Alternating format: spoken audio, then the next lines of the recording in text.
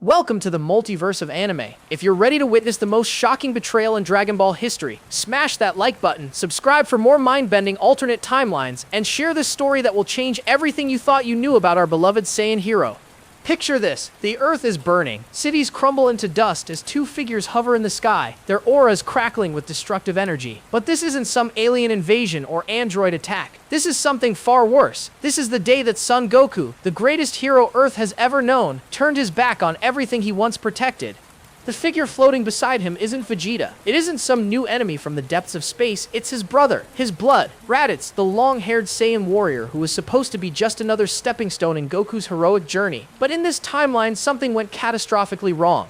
Watch as Goku's hands, the same hands that once saved the world countless times, now channel a devastating energy blast toward a group of terrified civilians below. His face shows no mercy, no hesitation. Those warm, innocent eyes that once sparkled with childlike wonder now burn with cold Saiyan pride. This isn't the Goku we know. This is Kakarot, and he has finally remembered what it truly means to be a Saiyan warrior. Raditz laughs beside him, his voice echoing across the devastated landscape. I told you, brother. This is who you really are. This is who you were always meant to be. But how did we get here? How did the man who sacrificed his life to save his son become the greatest threat Earth has ever faced? The answer lies in a single moment, a choice that should have been simple but instead rewrote the very fabric of destiny itself.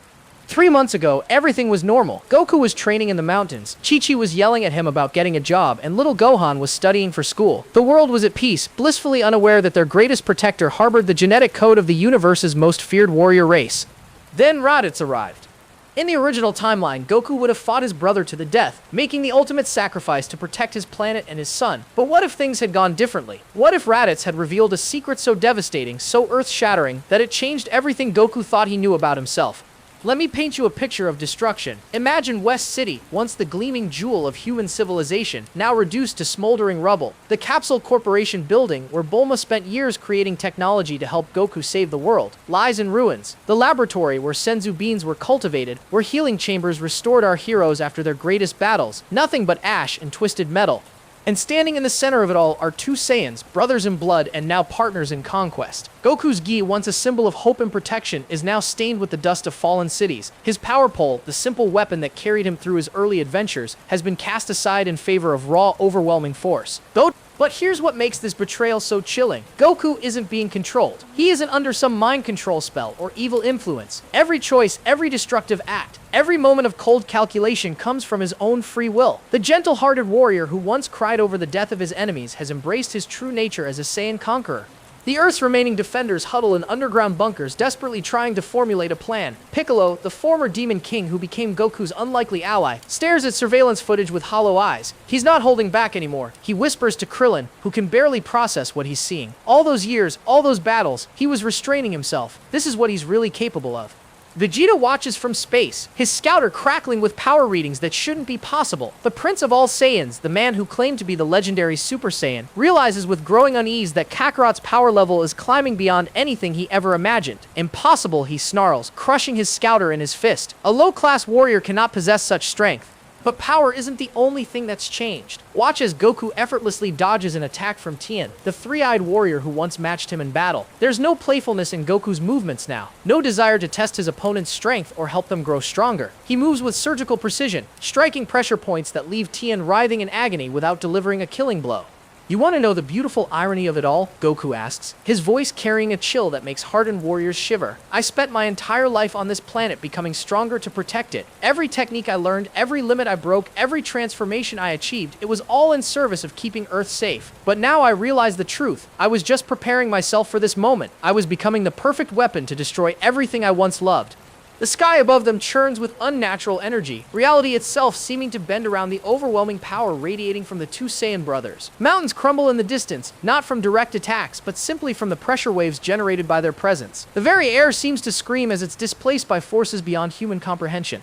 Chi-Chi appears on a distant hill, her face streaked with tears as she watches her husband obliterate everything they built together. In her arms, she clutches baby Goten, born just months before this nightmare began. Goku, she whispers, her voice barely audible over the sounds of destruction. What did they do to you? What did they show you? But perhaps the most heartbreaking sight is Gohan, now 5 years old, hiding behind Master Roshi as they watch from Kame House. The little boy who once idolized his father, who dreamed of growing up to be just like him, now trembles in fear at the very mention of his name. "Why is Daddy hurting people?" he asks in a small voice that breaks the hearts of everyone who hears it. That's the question, isn't it? Why would the pure-hearted Saiyan who spent his life protecting the innocent suddenly turn against everything he stood for? The answer lies in a truth so shocking, so fundamentally world-changing, that it rewrote Goku's entire understanding of his own existence.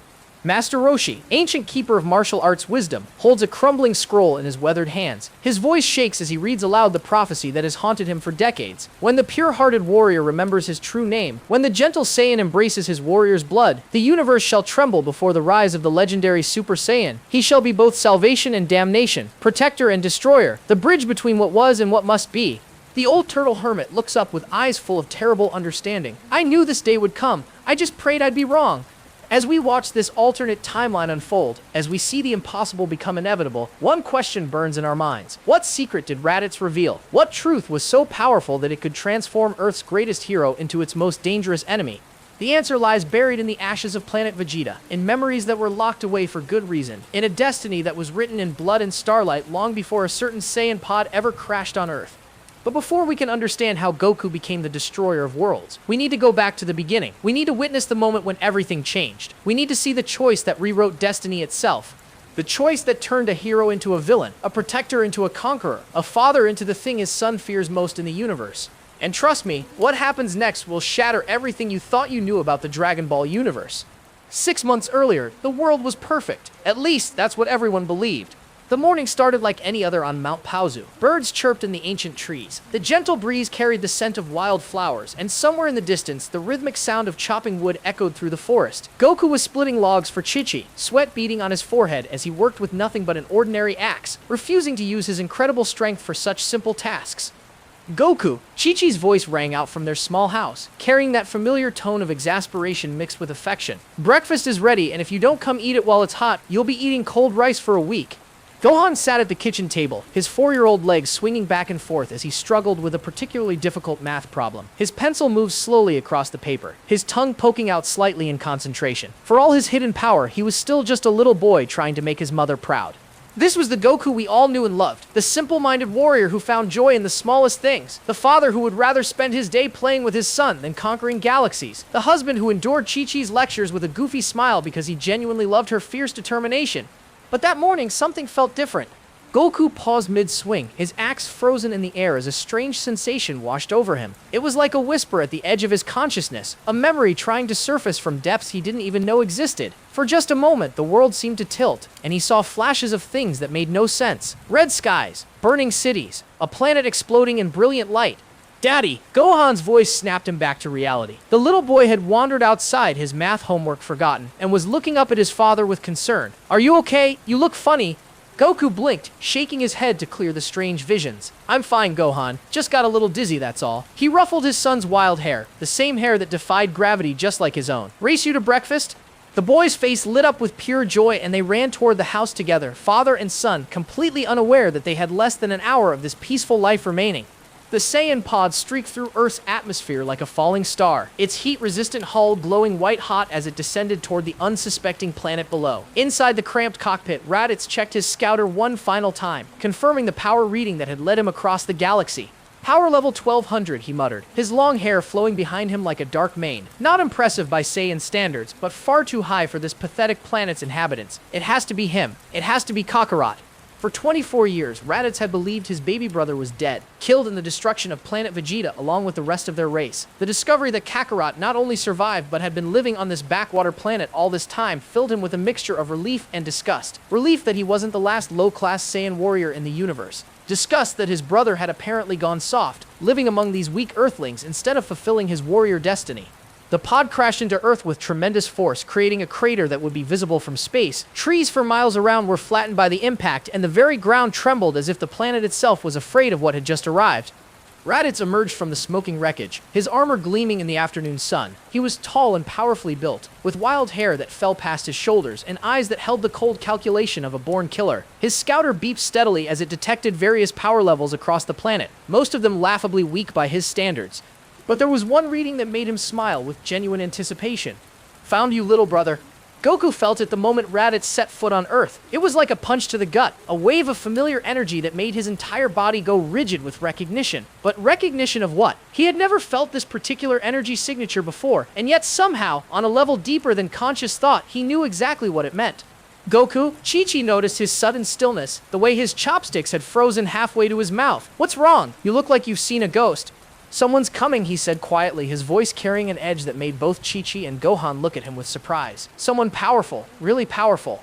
Outside, the birds had stopped singing. The forest had gone completely silent, as if every living thing could sense the approaching danger. Even the wind seemed to hold its breath. Daddy, I'm scared, Gohan whispered, unconsciously moving closer to his father. The little boy's hidden power was reacting to his emotions, causing small objects around the kitchen to tremble slightly. Goku stood up slowly, his body moving with the fluid grace of a master martial artist. But there was something different about his movements now, something predatory that had never been there before. Stay inside, he told Chi-Chi, his voice calm but carrying absolute authority. Whatever happens, keep Gohan in the house. Goku, what are you talking about? What's going on? But he was already walking toward the door, his orange gi bright against the suddenly ominous sky. Each step seemed to make the air itself heavier, as if reality was preparing for something momentous. Raditz landed in the clearing outside their house with earth-shaking force, his boots creating small craters in the packed earth. He looked around with open disdain at the peaceful domestic scene, taking in the modest house, the vegetable garden, the children's toys scattered in the yard. So this is what the mighty Kakarot has been reduced to, he said, his voice dripping with contempt. Playing house with these pathetic creatures, how disgraceful. Goku emerged from the house, and for a moment the two brothers simply stared at each other across the clearing. The resemblance was unmistakable despite their different builds and hair lengths. The same wild, gravity-defying hair, the same sharp features, the same dark eyes that could shift from gentle to deadly in an instant. But where Goku's face held warmth and curiosity, Raditz's showed only cold amusement. Hello, little brother, Raditz said, his scouter beeping as it scanned Goku's power level. My, how you've grown, though I see you still have no idea who you really are. Brother. Goku's voice was barely a whisper, but the words seemed to echo in the suddenly still air. You're my brother? Did you hit your head so hard that you forgot everything? Raditz laughed, but there was no humor in the sound. I suppose that would explain why you've been wasting your life on this insignificant planet instead of conquering it like you were supposed to. The words hit Goku like physical blows. Conquering? He was supposed to conquer Earth. Nothing made sense, and yet deep in his chest, something was stirring. Something that felt like recognition. My name is Raditz, the long-haired Saiyan continued, beginning to pace around Goku like a predator circling its prey. And your name isn't Goku, it's Kakarot. You're a Saiyan warrior sent to this planet as an infant with a single mission: destroy all life on Earth and prepare it for sale to the highest bidder. The revelation should have been impossible to believe. It should have been the ravings of a madman. But as the words sank in, Goku felt something deep inside his mind beginning to crack, like ice breaking under pressure. That's impossible, he said, but his voice lacked conviction. I would never hurt innocent people. I'm a protector. I'm a hero. Hero. Raditz threw back his head and laughed, the sound echoing off the mountains. You're the most dangerous creature on this planet, Kakarot. You just don't remember it yet. And that's when everything began to change.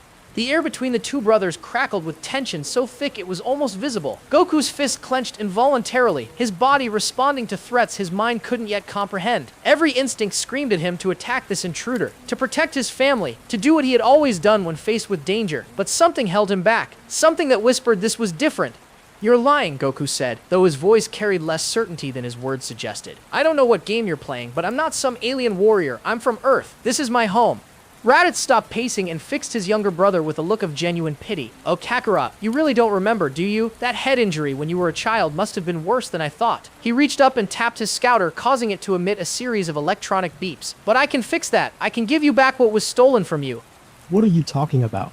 Your memories, little brother. Your true memories. Everything that makes you who you really are. Raditz's expression grew serious, almost solemn. What I'm about to show you is forbidden knowledge, a technique that died with our planet. Father taught it to me in secret, made me swear I would only use it in the most desperate circumstances. Goku took a step back, his body sensing danger, even if his mind couldn't grasp it. Stay away from me, I don't want anything from you. You say that now, Raditz replied, raising his hand toward Goku's head. But once you remember who you are, once you see what they've hidden from you, you'll thank me. You'll finally understand why you've always felt like something was missing. The words hit closer to home than Goku wanted to admit. There had always been a strange emptiness inside him, a feeling that he was looking for something he couldn't name. In quiet moments when he wasn't training or fighting or playing with Gohan, he sometimes felt like he was only half of who he was supposed to be. The technique is called memory restoration, Raditz explained, his voice taking on an almost reverent tone. It breaks down the mental barriers that trauma creates, allowing the mind to access experiences that have been locked away. But it's dangerous, Kakarot. Once you remember, you can never go back to the ignorant bliss you've been living in. I don't want to remember, Goku said, but even as he spoke, he could feel his resistance wavering. The curious part of his nature, the part that always wanted to know more, to understand everything, was beginning to override his caution. Yes, you do, Raditz said with complete certainty. You've always wanted to know where you came from, why you're so much stronger than everyone else on this planet, why you have that tail scar on your lower back, why you sometimes wake up from dreams of red skies and burning cities. Goku's eyes widened. He had never told anyone about those dreams. How could this stranger know about them? The dreams are memories trying to surface, Raditz continued, his hand still raised but not yet touching his brother's head. Fragments of your true life that your damaged mind couldn't completely suppress. Let me help you remember, Kakarot. Let me give you back your heritage. Behind them, the door to the house opened slightly. Chi-Chi peered out, her face pale with worry. She could sense the tension in the air, could see the way her husband's entire body language had changed. This wasn't the gentle, simple-minded man she had married. This was someone else entirely, someone she had never seen before. Goku, she called softly, come back inside, please.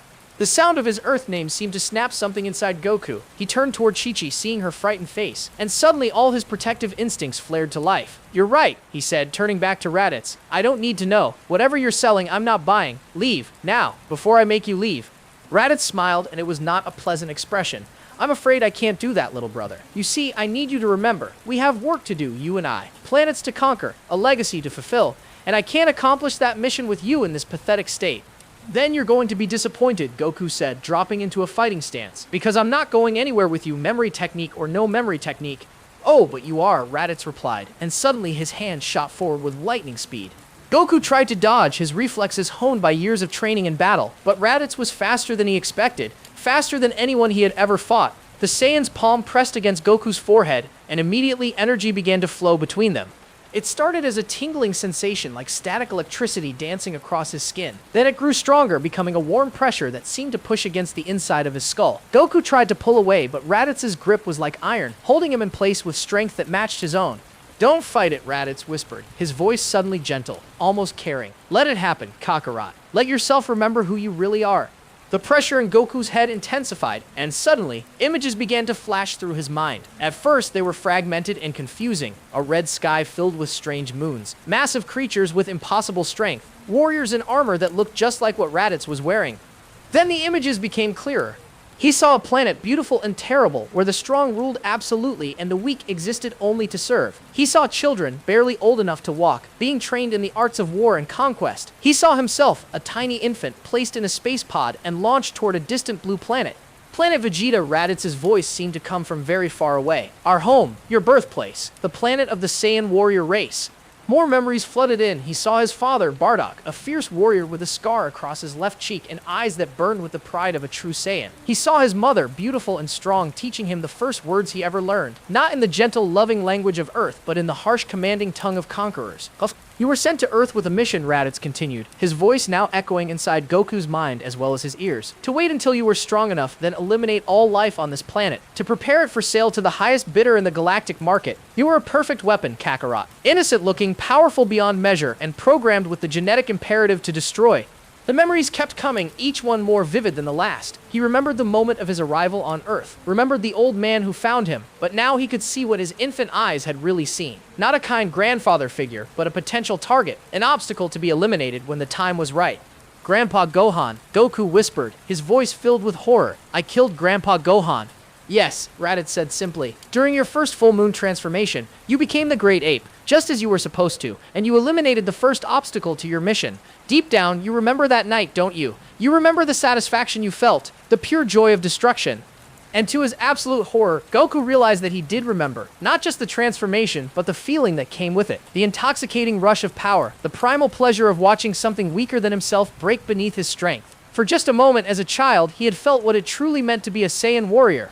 No, he said, but his voice was weak, uncertain. That's not who I am. I'm not a killer. I'm not a destroyer. But you are, Raditz insisted, and now his voice was filled with something that might have been affection. You're the most perfect killer this universe has ever produced. You just forgot how to embrace it. The technique was reaching its climax now, and the final memory burst into Goku's consciousness with the force of an explosion. He saw the destruction of planet Vegeta, saw the moment when Frieza's attack turned his entire race to dust and starlight. He felt the rage that should have consumed him, the desire for vengeance that should have driven every moment of his existence. But most importantly, he remembered the prophecy, the ancient Saiyan legend that spoke of a warrior who would rise above all others, who would become the stuff of nightmares and dreams in equal measure, the legendary Super Saiyan, who would be born once every 1,000 years to reshape the universe according to his will. As the memories settled into place, as his true identity finally emerged from the shadows of his damaged mind, Goku looked at his brother with new eyes that held a coldness that had never been there before. "I remember," he said quietly. "I remember everything." And in that moment, Chi-Chi knew that her husband was gone forever. The transformation wasn't just mental. As Goku's memories fully integrated, his entire posture changed. His shoulders straightened with newfound pride, his jaw set with the determination of a born conqueror. The gentle curve of his smile, which had charmed everyone who met him, had been replaced by a cold smirk that spoke of violence barely held in check. "Kakarot," he said, testing the name on his tongue. It felt right in a way that Goku never had. "My true name, the name of a Saiyan warrior." He looked down at his orange gi with disgust. "These clothes, this peaceful existence, this pretense of being weak, it all makes sense now. I was living a lie." Raditz stepped back, satisfaction evident on his scarred face. "Now you understand, brother. Now you see what I've been trying to tell you. We are the last of the Saiyan elite. It's our duty to honor our race's memory by doing what we do best." Conquering, Goku said, the word rolling off his tongue like a prayer. Destroying, taking what belongs to the strong. He turned toward the house where Chi-Chi still stood frozen in the doorway. For a moment, something flickered in his eyes. Something that might have been the old Goku trying to surface. But it was quickly crushed by his awakened Saiyan nature. "The woman and the child," he said, his voice clinical and cold. "They're attached to my false identity. They represent weakness, domestication. They're obstacles to what I must become." Chi-Chi's face went white with terror. She had heard every word, understood the implications. The man she had married, the father of her child, was talking about them like they were problems to be solved. "Goku, please," she whispered, her voice breaking. "I don't know what he did to you, but you're scaring me. You're scaring Gohan." At the mention of his son's name, Goku paused. Deep within his restored memories, he could see flashes of the boy's potential, the hidden power that had manifested during moments of extreme emotion. In the original timeline, he would have been proud of that strength, eager to help his son develop it for the protection of others. But now, with his Saiyan instincts fully awakened, he saw something else entirely. "The boy," he said thoughtfully. "He has our blood, Saiyan blood mixed with human. He could be even stronger than either of us, given proper training." His eyes gleamed with a predatory light. "Yes, he'll be useful. The woman, however, is merely a burden." "No!" Chi-Chi screamed, rushing forward despite her terror. "You can't take my baby. I won't let you turn him into a monster like you." She reached for Goku, her hands desperate to somehow touch the man she had loved, to bring him back from whatever dark place his mind had gone. But before she could make contact, Goku caught her wrist with lightning speed. His grip was gentle enough not to break bones, but firm enough to make his point crystal clear.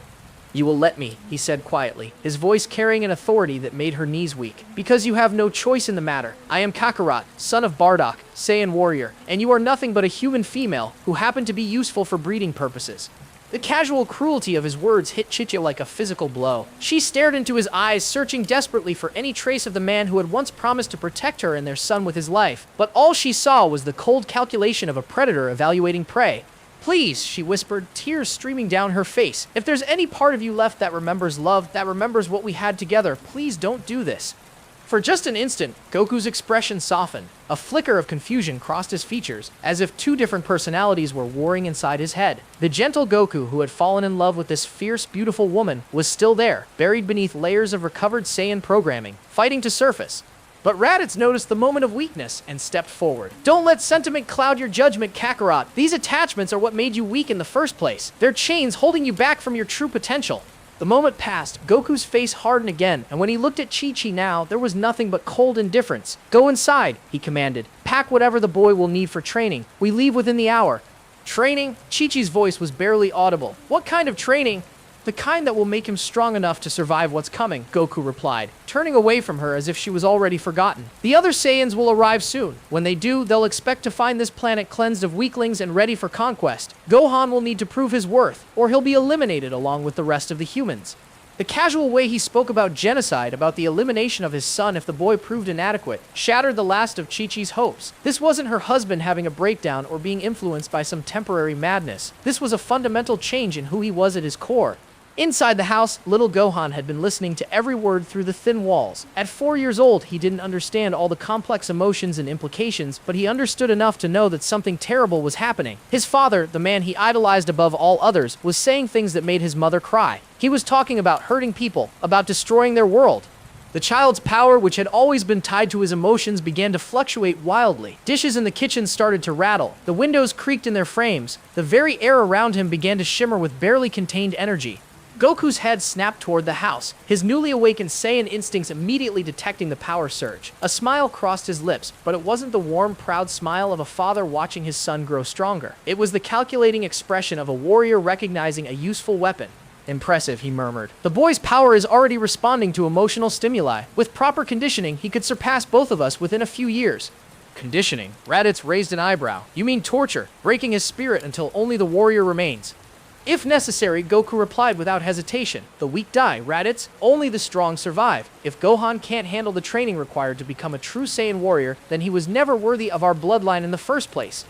Chi-Chi let out a sob that seemed to come from the depths of her soul. The man standing before her looked like her husband, sounded like her husband, but every word that came out of his mouth was like poison. She realized with growing horror that this wasn't temporary. The memory technique hadn't just restored Goku's past, it had completely rewritten his personality, his values, his entire worldview. I have to warn them, she whispered, more to herself than to anyone else. Piccolo, Krillin, Master Roshi, they need to know what's happened. They need to be ready. Goku heard her, of course. His Saiyan hearing was far superior to human capabilities. He turned back to her with an expression of mild amusement. Warn them, and what exactly do you think they could do against us? The Green Man might provide a few minutes of entertainment, but the others, they're insects, Chi-Chi. Gnats buzzing around gods. They're your friends, she said desperately. You fought beside them, saved their lives, shared meals with them. Doesn't that mean anything to you anymore? It means they'll die quickly instead of slowly, Goku replied with chilling matter-of-factness. I'll grant them that mercy for old time's sake, but make no mistake, woman, anyone who stands between me and my destiny will be eliminated. Friend or enemy, the result will be the same. Raditz watched this exchange with growing satisfaction. The memory restoration had worked even better than he had hoped. Not only had it awakened Kakarot's Saiyan heritage, but it had completely suppressed his human emotional attachments. The perfect warrior was emerging, unencumbered by the weaknesses that had held him back for so long. We should contact Prince Vegeta, Raditz suggested. Let him know that you've awakened to your true nature. He'll want to know that he has a worthy ally for the coming battles. Vegeta, Goku repeated, and for the first time since his transformation, genuine emotion flickered across his face. But it wasn't friendship or loyalty, it was anticipation. The hungry look of a predator who had just caught the scent of challenging prey. Yes, the Prince of all Saiyans. I remember him now. Arrogant, powerful, convinced of his own superiority. He is superior, Raditz said carefully. His royal bloodline makes him the strongest of our race. You would do well to remember your place, Kakarot. But Goku's smile grew wider, and there was something in it that made even Raditz take an unconscious step backward. My place? Oh, brother, I think you're about to discover that bloodlines don't mean as much as you think they do. The legendary Super Saiyan doesn't bow to princes. He makes them bow to him. The words hung in the air like a challenge to the universe itself. Somewhere in the depths of space, Prince Vegeta felt a strange chill run down his spine, as if some cosmic balance had just shifted in ways he couldn't yet comprehend. The one! And in that moment, watching her husband embrace a destiny of conquest and destruction with terrifying enthusiasm, Chi-Chi finally understood the true scope of what they were facing. This wasn't just about Goku's betrayal of Earth. This was about the emergence of something that could reshape the entire universe. Something that wore her husband's face but possessed the heart of a destroyer. The first cliffhanger was about to begin, and nothing would ever be the same again. The hour that followed would be remembered as the moment when Earth's greatest protector became its most dangerous enemy. Goku stood in the center of the clearing, his newly awakened Saiyan instincts analyzing everything around him with cold precision. The peaceful mountain forest that had been his home for years now felt like a prison, a cage designed to keep him weak and compliant. Every tree, every birdsong, every gentle breeze seemed to mock the warrior he truly was. I need to test this, he said, his voice carrying a new edge of authority. I need to understand what I'm truly capable of now that I'm no longer holding back. Raditz nodded approvingly. Your power has always been restrained by your human emotions, your pathetic desire to protect the weak. Now that those chains are broken, you can finally reach your full potential.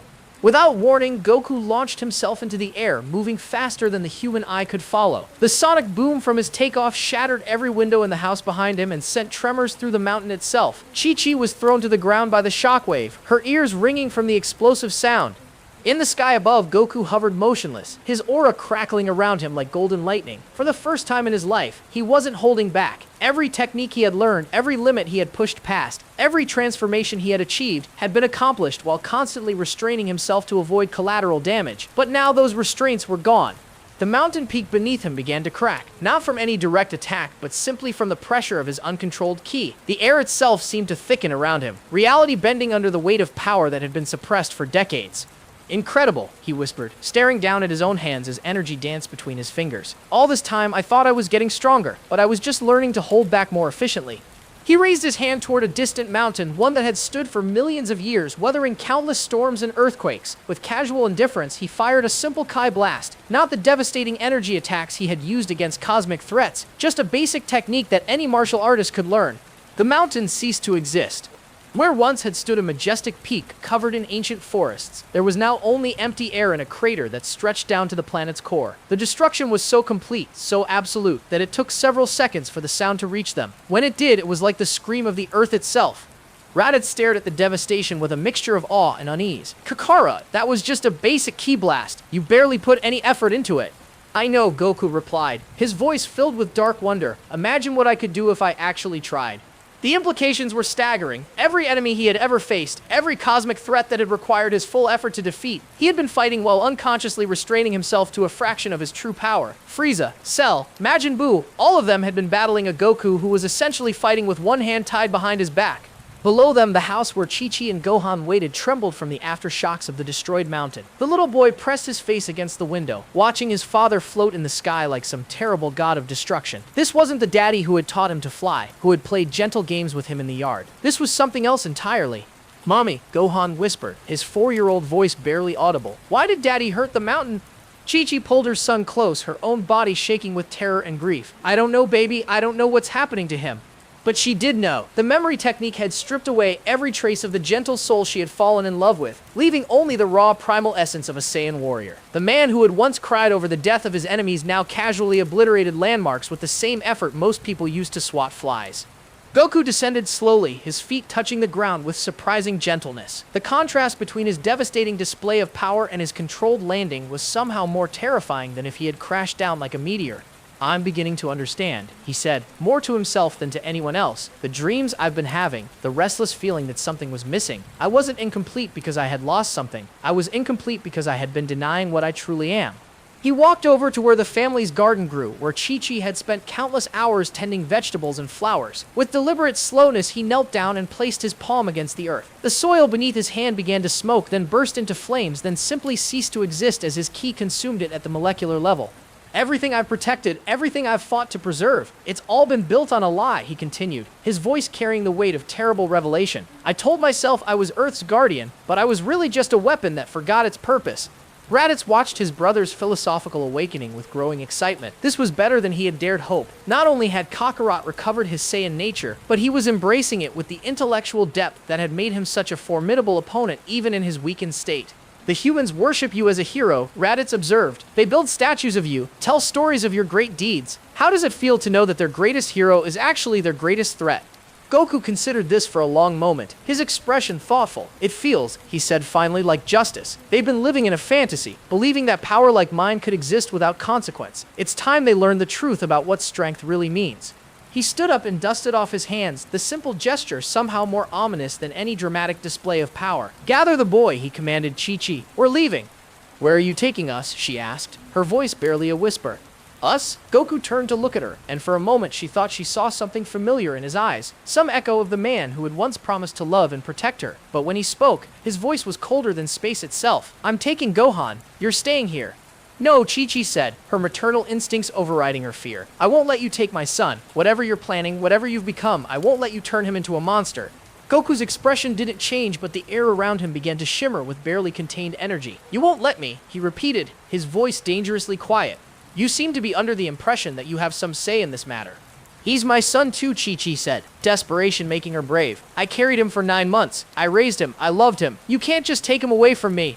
Can't I? Goku asked, and suddenly he was standing directly in front of her, having moved faster than she could perceive. Watch me. He reached out toward the house, and Chi-Chi felt her heart stop as she realized what he was about to do. Gohan, he called, his voice carrying the absolute authority of a Saiyan warrior. Come here, now. Inside the house, the little boy felt compelled to obey in ways he didn't understand. It wasn't just his father's voice calling him. It was something deeper, something that spoke to the Saiyan blood flowing through his veins. Against his own will, against his terror, against his desire to hide and pretend this was all a nightmare, Gohan found himself walking toward the door. That's my boy, Goku said with satisfaction as his son emerged from the house. You can feel it, can't you? The call of your true heritage, the warrior's blood that flows through your veins. Gohan nodded mutely, his young mind struggling to process the conflicting emotions surging through him. Part of him was terrified of this stranger who wore his father's face, but another part, a part that had always been there but never acknowledged, was responding to something primal and powerful in Goku's transformed presence. Your training begins now, Goku announced, placing a hand on his son's shoulder. And the first lesson is this: mercy is weakness, compassion is a luxury we cannot afford, and the strong take whatever they want from the weak. As father and son prepared to leave, as Chi-Chi collapsed to her knees in helpless despair, none of them noticed the small electronic device hidden in the trees nearby. Bulma's emergency monitoring system, designed to alert Earth's defenders to unusual energy readings, had been recording everything. The signal was already racing toward West City, toward Capsule Corp, toward the remaining Z-fighters who had no idea that their greatest ally had just become their most dangerous enemy. The awakening was complete and the hunt was about to begin. The signal reached Capsule Corporation within minutes, but by then it was already too late to prevent what was about to unfold. Bulma sat in her laboratory, surrounded by half-finished inventions and complex equations scrawled across multiple whiteboards. She had been working on improvements to the Dragon radar when her emergency monitoring system began screaming warnings that made no sense. Energy readings that dwarfed anything she had ever recorded were emanating from Mount Paozu, and they were growing stronger by the minute. That can't be right, she muttered, checking her instruments for the third time. These numbers would mean someone just destroyed an entire mountain with a single attack. She paused, her brilliant mind quickly processing the implications. And the only person on Earth capable of that kind of power is... The communicator on her desk crackled to life before she could finish the thought. Master Roshi's voice, tight with concern, filled the laboratory. Bulma, are you seeing these energy readings? Something massive just happened at Goku's place. I'm seeing them, she replied, her fingers flying over her keyboard as she tried to get a visual on the area. But I can't get through to Chi-Chi. The communication array near Mount Paozu has been completely destroyed. Destroyed? Krillin's voice joined the conversation, the monk clearly having been conferenced in from his own location. What could have destroyed it? Before anyone could answer, Piccolo's deep voice cut through their speculation like a blade. Something's wrong. I can sense key signatures near Goku's location, but one of them feels different, familiar but twisted somehow. The Namekian was meditating on a distant mountaintop, his superior senses picking up nuances that the human-built technology couldn't detect. What he was feeling made his green skin pale with apprehension. Goku's energy signature was there, stronger than it had ever been, but it was accompanied by something that felt like malevolence given form. Different how? Yamcha asked, having just joined the emergency communication network from his apartment in West City. I can't explain it, Piccolo replied, his voice carrying an edge of uncertainty that none of them had ever heard before. It's still Goku, but it's like he's become someone else entirely, someone dangerous.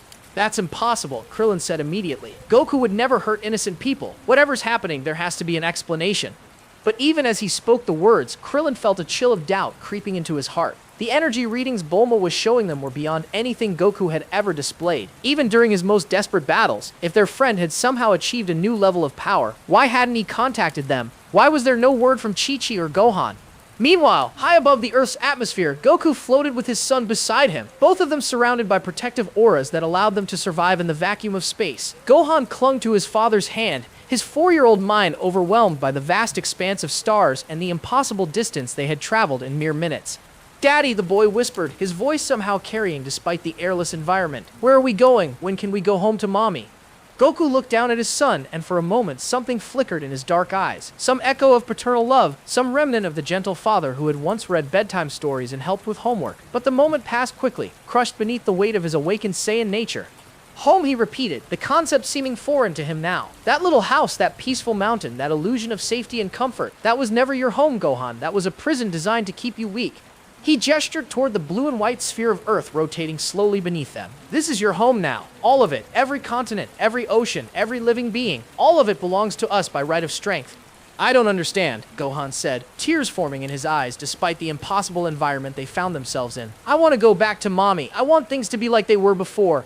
Before it was a lie, Goku replied, his voice carrying the absolute certainty of religious conviction. Everything you thought you knew about me, about yourself, about our family, it was all built on false foundations. I am not the hero your mother told you about. I am Kakarot, son of Bardock, warrior of the Saiyan race, and you are my heir. Below them, Raditz was handling more practical matters. He had spent the time since their departure systematically destroying every piece of technology within a 50-mile radius of the Sun family home. Communication towers, power lines, satellite dishes, anything that could be used to call for help or coordinate a response. By the time Earth's defenders realized what was happening, it would be too late to mount an effective resistance. The long-haired Saiyan worked with methodical efficiency, his years of military training evident in every calculated strike. This wasn't random destruction, it was strategic warfare, designed to isolate their enemies and control the flow of information. When Vegeta and Nappa arrived, they would find a world already softened up for conquest. The preparations are complete. Kakarot. Raditz's voice crackled through his scouter as he reported to his brother floating in orbit above. All communication networks in the region have been eliminated. The humans will be operating blind for at least the next 6 hours. Excellent, Goku replied, his tactical mind already planning the next phase of their operation. Begin phase 2. I want you to make contact with every major population center on the planet. Send them a message they won't be able to ignore. What kind of message? Goku's smile was visible even through the scouter's limited visual feed, and it was not a pleasant expression, the kind that will make them understand their new reality. Show them what happens to those who resist the strong. Raditz needed no further explanation. He had spent years working as a planetary conquest specialist under Frieza's command, and he knew exactly what kind of demonstration would be most effective. Population centers were always more compliant after they witnessed the consequences of defiance. As Raditz set off toward the nearest major city, Goku began the next phase of Gohan's education. The boy needed to understand his heritage, needed to embrace the power that flowed through his veins, but more importantly, he needed to witness the truth about strength and weakness firsthand. Watch carefully, my son, Goku said, pointing toward a small island in the Pacific Ocean. This is your first lesson in what it means to be a Saiyan warrior. Gohan followed his father's gaze and saw a tropical paradise, complete with white sand beaches and swaying palm trees. It looked like something from a vacation brochure, peaceful and beautiful and utterly harmless. I want you to destroy it, Goku commanded. The boy's eyes went wide with shock and horror. What? No! Daddy, there might be people living there. There are people living there, Goku confirmed calmly. A small fishing village, maybe 300 inhabitants, innocent people living simple lives, just like you used to. Then I can't hurt them, Gohan said, his voice shaking with emotion. They haven't done anything wrong, they're just trying to live their lives.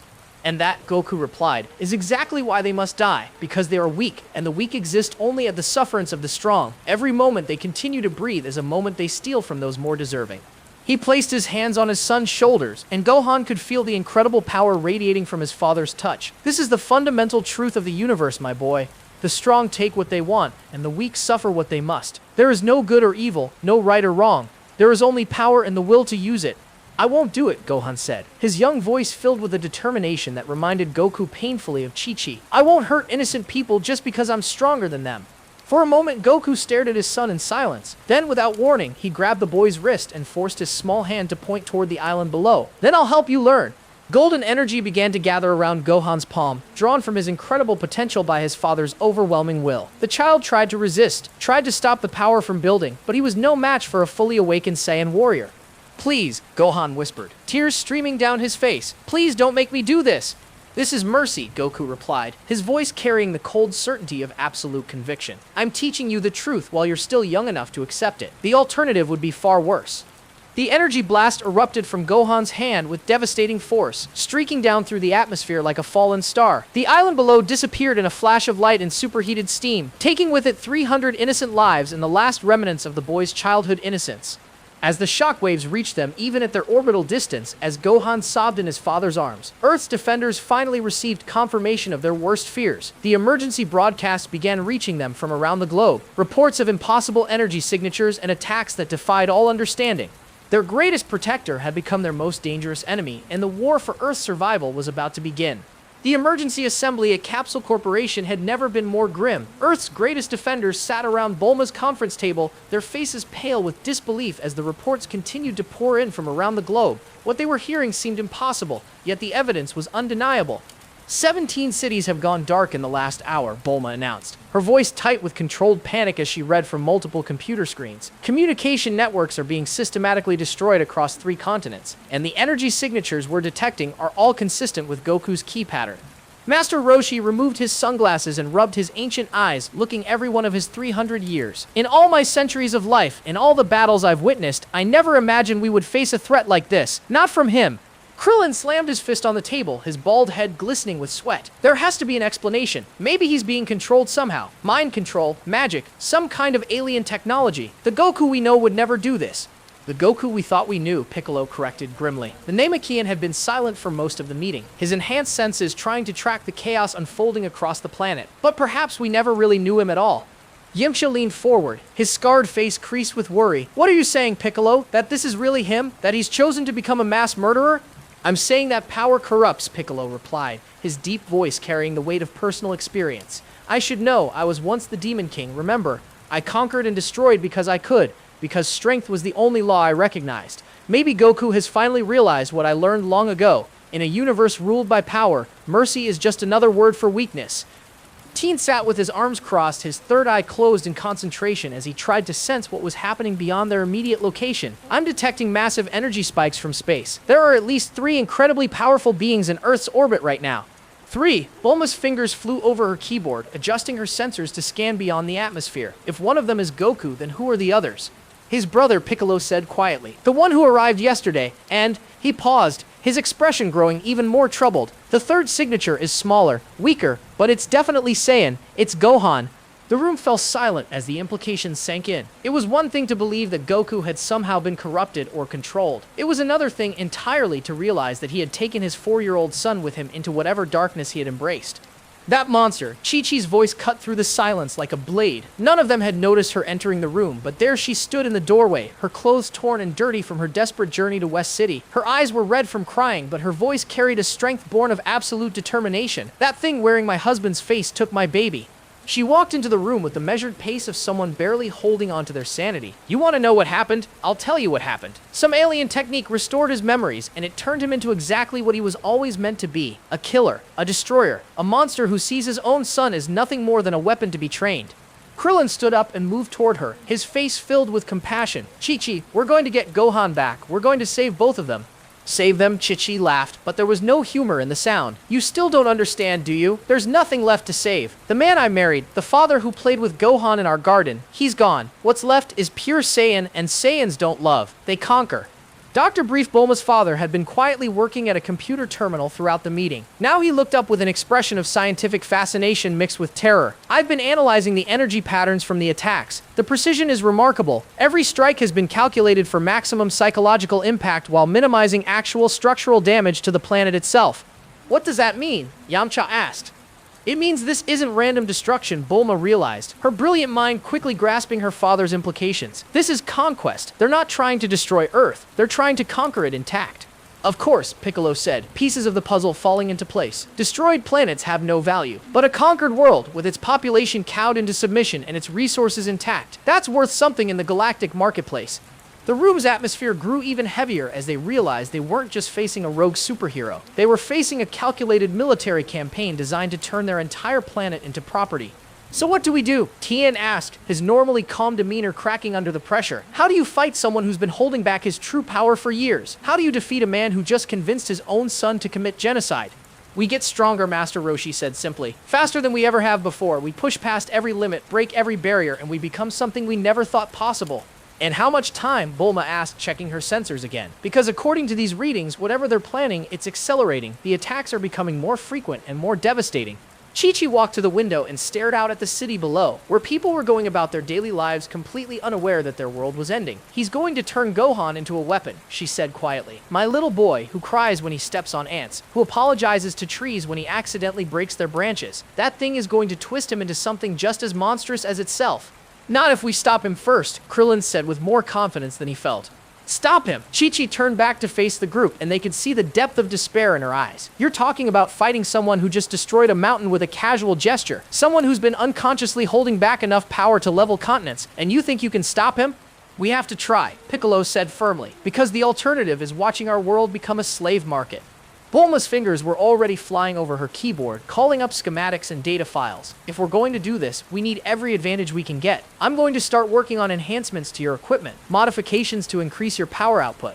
Technology won't be enough, Master Roshi warned. This is going to require something more fundamental. We need to tap into powers we didn't even know we possessed. The hyperbolic time chamber, Piccolo said suddenly. If it still exists in the ruins of Kami's Lookout, we could use it to get years of training in a matter of days. Assuming we have days, Tien pointed out grimly.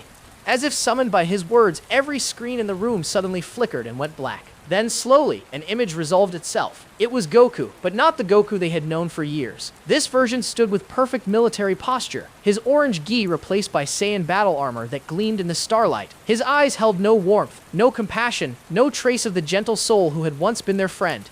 People of Earth, he began, his voice carrying across every television, radio, and communication device on the planet. My name is Kakarot, and I am your new ruler. For too long, this world has been allowed to exist in peaceful ignorance, protected by lies and false hopes. That ends now. The camera pulled back to reveal Gohan standing beside his father. The little boy's face streaked with tears, but his posture mimicking his father's military bearing. The sight of the child, so young and so obviously traumatized, hit the assembled defenders like a physical blow. You have been living under the protection of someone you believe to be your hero, Goku continued. But heroes are illusions created by the weak to comfort themselves. I am not your hero, I am your conqueror, and this world now belongs to the Saiyan race.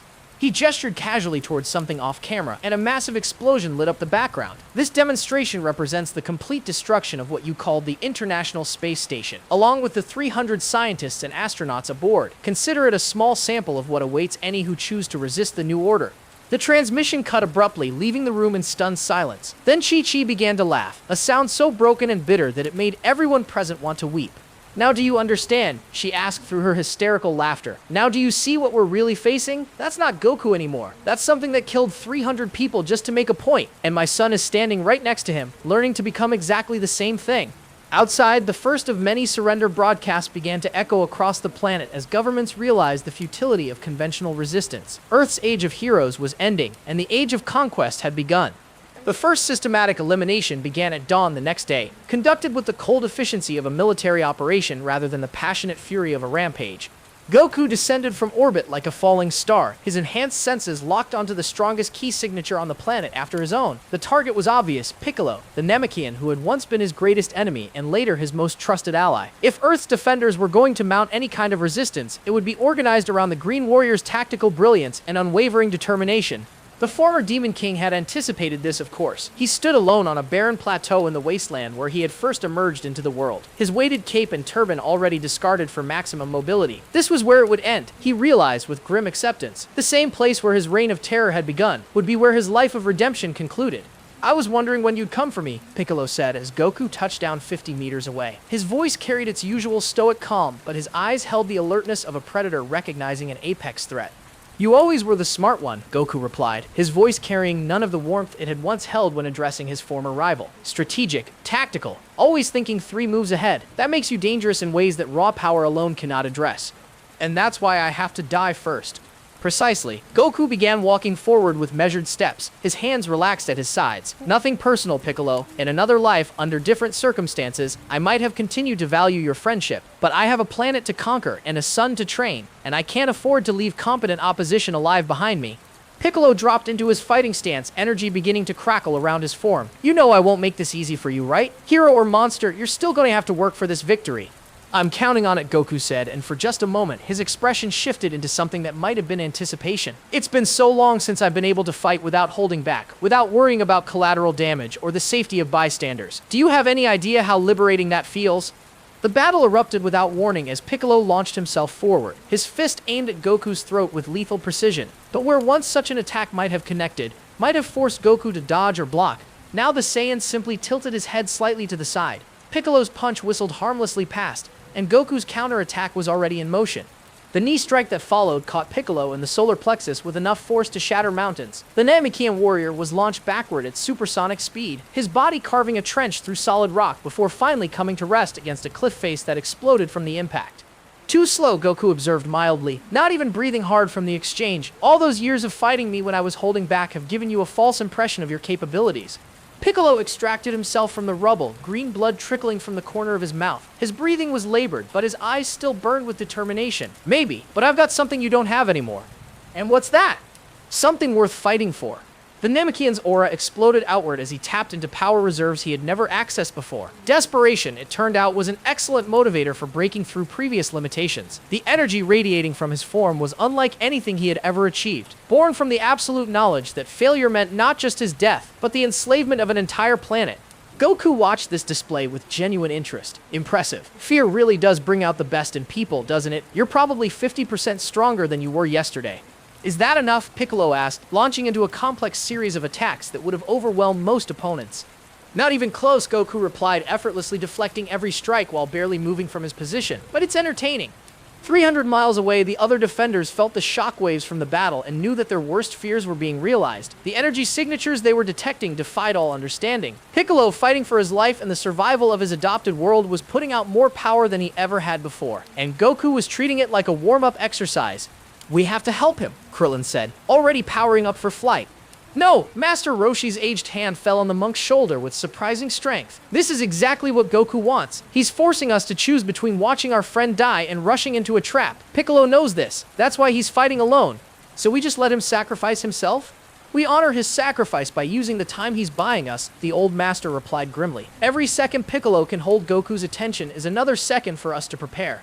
Back on the battlefield, the fight was reaching its inevitable conclusion. Piccolo had pushed himself beyond every previous limit, had accessed power levels that should have been impossible for someone of his strength tier. But against an opponent who had been unconsciously restraining himself for decades, it was like bringing a sword to a nuclear war. Goku caught Piccolo's latest attack one-handed, his fingers closing around the Namekian's fist with casual strength. "You know what the saddest part is?" he asked conversationally. "In all our years of friendship, all our training sessions and battles, I never once showed you what I was really capable of. I robbed you of the chance to truly test yourself against genuine power." "I don't need your pity," Piccolo snarled, trying desperately to break free from Goku's grip.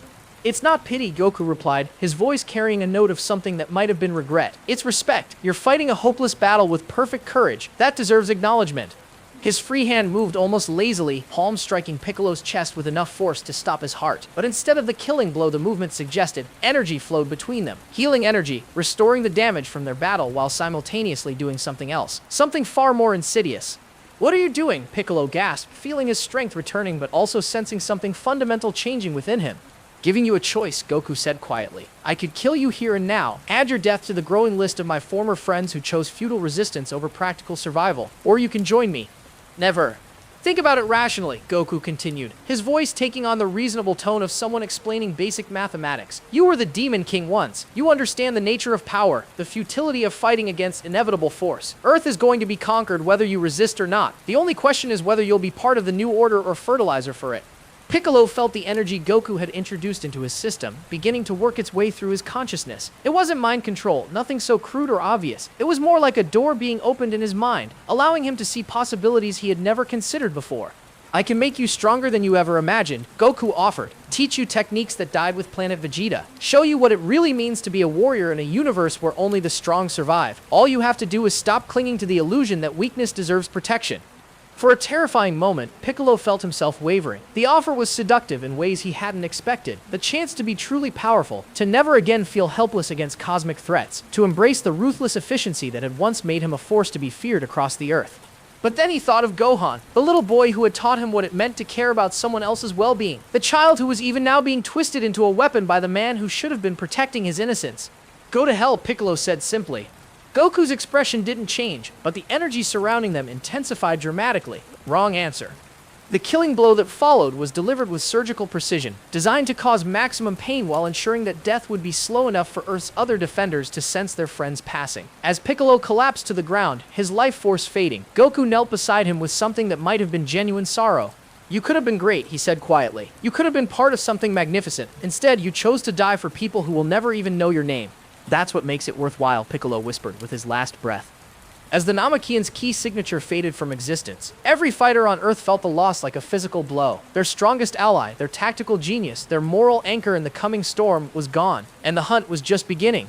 Goku stood slowly, brushing dust from his armor as he considered his next target. So many old friends to visit, so many former allies who needed to be shown the futility of resistance. The day was young, and there was still so much work to be done. The age of heroes was ending one death at a time, and Earth's new master was just getting started. The The silence that followed Piccolo's death lasted exactly 17 minutes. Then the sky exploded with the arrival of two new powers that made even Goku's transformed strength seem modest by comparison. Prince Vegeta descended from the heavens like a dark angel of judgment, his royal battle armor gleaming with deadly purpose. Beside him, the massive form of Nappa crashed to Earth with enough force to create a crater visible from orbit. The two Saiyans had felt Kakarot's power spike from across the galaxy, and what they found upon arrival exceeded even their considerable expectations.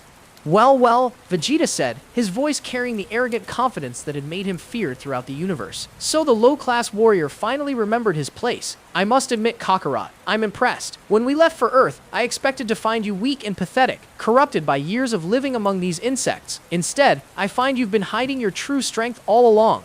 Goku turned to face the new arrivals, and for the first time since his transformation, something like genuine emotion flickered across his features. Not fear exactly, but recognition of a challenge that actually mattered. These weren't Earth's defenders, desperately trying to protect their world with inferior power. These were Saiyan elite warriors who had conquered planets before Earth was even a consideration. Prince Vegeta, Goku said, offering a shallow bow that managed to be respectful without being servile. I wondered when you would arrive to claim your prize. My prize? Vegeta's laugh was sharp and humorless. Oh, Kakarot, you misunderstand the situation entirely. I didn't come here to claim this pathetic mudball. I came here because your power readings were impossible to ignore. 18,000 and climbing, according to my scouter. That's higher than most elite-class Saiyans achieve in their entire lifetimes. Nappa cracked his knuckles, the sound like breaking stone. Yeah, and we want to know how a third-class warrior like you managed to get so strong. Did you find some kind of secret training, special techniques, or are you just naturally gifted at disappointing your betters? The casual insult hung in the air like a challenge, and Goku felt something dark and predatory stir in his chest. These two had spent years treating him like an inferior being, dismissing his potential because of his low-class birth. Now they stood on his conquered world, speaking to him like he was still the helpless infant they remembered from planet Vegeta. Naturally gifted, Goku repeated thoughtfully. Yes, I suppose that's one way to put it, though I prefer to think of it as finally accepting what I was always meant to be. And what's that? Vegeta asked, genuine curiosity creeping into his voice despite his attempts to maintain royal disdain. You're superior. The words hit the assembled Saiyans like a shockwave. Nappa's jaw dropped in disbelief. Raditz took an involuntary step backward, and Vegeta's face went through several distinct expressions before settling on the cold mask of barely controlled rage that his enemies had learned to fear. My superior? Vegeta's voice was dangerously quiet. A low-class warrior born to peasant parents thinks he's superior to the prince of all Saiyans? I don't think it, Goku replied calmly. I know it, the same way I know that your royal bloodline is nothing but an accident of birth that you've used to justify centuries of mediocrity. The battlefield went dead silent. In the entire history of the Saiyan race, no one had ever spoken to Prince Vegeta with such casual dismissal. Even Frieza, the tyrant who had enslaved their entire species, had maintained a pretense of respect for Vegeta's royal status. You want to test that theory? Vegeta asked, his aura beginning to flicker around him like golden flame. I've been waiting my entire life to test that theory. Goku replied, his own power beginning to manifest in visible waves of energy that distorted the air around him. Nappa looked between the two warriors with growing unease. Hey, maybe we should discuss this rationally. We're all Saiyans here, right? We should be working together, not fighting each other. Shut up, Nappa. Vegeta snarled without taking his eyes off Goku. This is about more than planetary conquest now. This is about the fundamental order of our species. This low-class scum thinks he can challenge the natural hierarchy that has governed Saiyan society for 1,000 years. The natural hierarchy, Goku repeated, his voice filled with dark amusement. You mean the system that put weaklings in positions of power based on who their parents were instead of what they could actually accomplish? The same system that got our entire race exterminated because it was too rigid to adapt to changing circumstances? Our race was exterminated by Frieza, Vegeta shot back, not by our social structure. Our race was exterminated because it produced princes who were more concerned with maintaining their status than actually growing stronger. Goku countered, if you had spent half as much time training as you did posturing about your royal blood, maybe you would have been strong enough to prevent what happened to planet Vegeta. The accusation hit Vegeta like a physical blow. In the depths of his pride-hardened heart, he had always carried the secret shame of his failure to protect his people. To hear it spoken aloud by someone he considered beneath him was more painful than any physical attack could have been. I'll kill you for that, Vegeta said simply. You'll try, Goku replied. But first, let me show you something interesting. Something I discovered about our people's true heritage while I was recovering my memories. He gestured toward Gohan, who had been standing silently nearby throughout the confrontation. The boy's eyes were red from crying, but his posture remained rigidly military, a testament to the harsh training his father had begun implementing. This is my son, Goku announced, half Saiyan, half human, and his potential power level is already higher than yours ever was, Prince.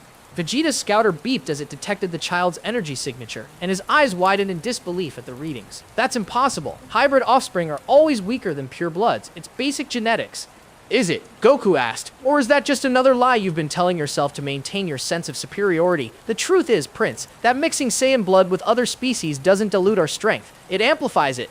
He placed his hand on Gohan's shoulder, and the boy's power immediately spiked to levels that made all 3 adult Saiyans take notice.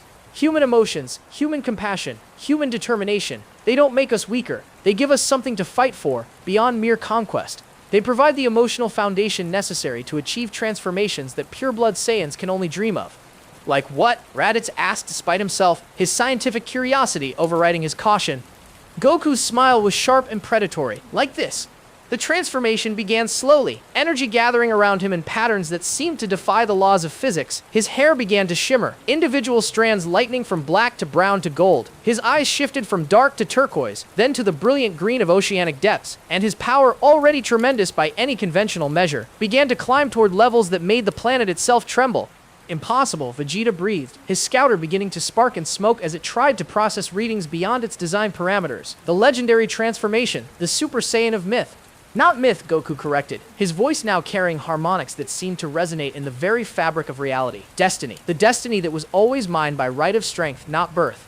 The golden aura surrounding him intensified until it became difficult to look directly at him. The ground beneath his feet began to crack and crumble, unable to withstand the pressure of his transformed presence, and in his eyes, burning with the light of a newborn star, was the terrible certainty of absolute power. Now then, Prince, he said, his voice carrying across continents, shall we discuss the natural hierarchy? The battle that followed would reshape not just Earth, but the fundamental understanding of what it meant to be Saiyan. And watching from the sidelines, traumatized and horrified but unable to look away, young Gohan received his first lesson in what his father truly expected him to become.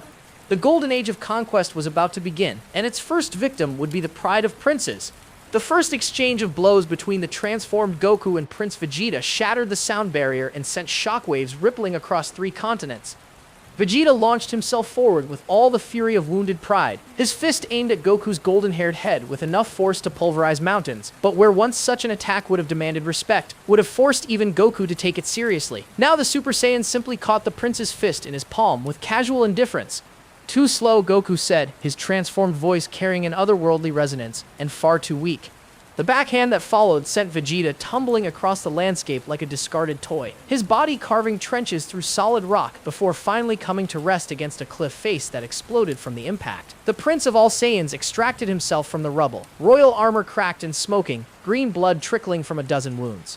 This is impossible, Vegeta snarled, his pride warring with the evidence of his own senses. I am the elite. I am royal blood. Some third-class peasant cannot possess power that exceeds mine. And yet here we are, Goku replied, floating serenely in the air above the destruction they had caused. Your bloodline, your titles, your centuries of believing in your own superiority, none of it matters now. There is only strength, Vegeta, and I am stronger. Nappa watched the exchange with growing unease, his simple mind struggling to process what he was witnessing. Vegeta had been the strongest warrior he had ever known, the undisputed apex of Saiyan evolution. To see him thrown around like a child by someone they had dismissed as inferior challenged everything he understood about the universe. This isn't right, Nappa muttered, his massive hands clenching into fists. The prince is supposed to be the strongest. That's how it's always been. How it's always been, Raditz observed quietly, and how it actually is are apparently 2 very different things. Vegeta hauled himself to his feet, his aura flaring with desperate intensity as he tapped into power reserves he had never needed to access before. The humiliation of being so thoroughly outclassed was beyond anything he had experienced, even during his servitude under Frieza. At least then he had been able to tell himself that he was merely biding his time, waiting for the moment when he could reclaim his rightful place as the strongest in the universe. I won't accept this, Vegeta declared, his voice rising to a roar that echoed across the wasteland. I am the Prince of all Saiyans. I am the Chosen One. I am destined to be the legendary Super Saiyan. His power exploded outward in a display that would have been impressive under normal circumstances. Energy crackled around him like purple lightning, and his muscles swelled with the strain of pushing past every previous limitation. For a moment, he truly did achieve strength beyond anything he had previously possessed. Goku watched this transformation with mild interest, the way a scientist might observe an interesting but ultimately insignificant reaction in a test tube. Better, he acknowledged. You're probably twice as strong as you were a minute ago. Under different circumstances, that might have been enough to matter. What do you mean, different circumstances? Vegeta demanded, his enhanced power making him feel more confident despite the evidence of his previous defeat. I mean circumstances where your opponent wasn't holding back to 90% of his actual strength, Goku replied calmly. The words hit Vegeta like a physical blow. Holding back? You're saying that this legendary transformation, this golden aura, this power that defies all understanding, you're not even using it at full capacity? Of course not, Goku said, as if it should have been obvious. I'm still learning to control this form. If I used its full power right now, I might accidentally destroy the planet, and that would interfere with our conquest plans. He gestured casually toward a distant mountain range, one that stretched beyond the horizon in either direction. Watch! The energy beam that erupted from his fingertip was no thicker than a pencil, barely visible against the afternoon sky. But where it touched the mountains, entire peaks simply ceased to exist, not destroyed or exploded or reduced to rubble, but actually deleted from reality as if they had never been there at all. The demonstration lasted 3 seconds. When it was over, a perfectly straight canyon stretched from horizon to horizon, so deep that its bottom was lost in shadow. The missing matter hadn't been vaporized or displaced. It had simply stopped existing. That, Goku said conversationally, was about 5% of what I'm capable of in this form. Vegeta stared at the impossible canyon, his enhanced senses trying and failing to process what he had just witnessed. The casual deletion of matter on such a scale defied every law of physics he understood. Even Frieza at full power couldn't achieve destruction so complete, so absolute. You're bluffing, he said finally, but his voice lacked conviction. Am I? Goku asked. Would you like me to demonstrate 10%? 20%? I should warn you, at around 30%, the planet's structural integrity might become compromised. You're insane, Nappa breathed, finally finding his voice. Even if you could do what you're claiming, you'd be destroying your own conquest. What's the point of ruling a dead world?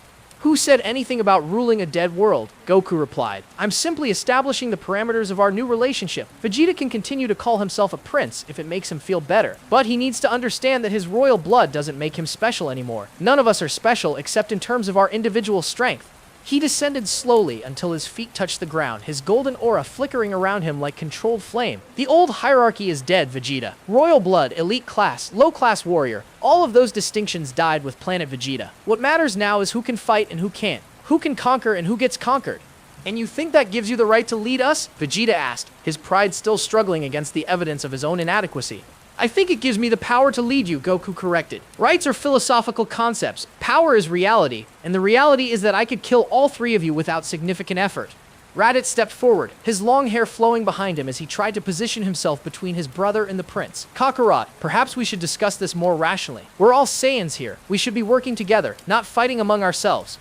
Should we? Goku asked, his transformed eyes focusing on his brother with unsettling intensity. And why is that exactly? What makes our shared genetics more important than our individual capabilities?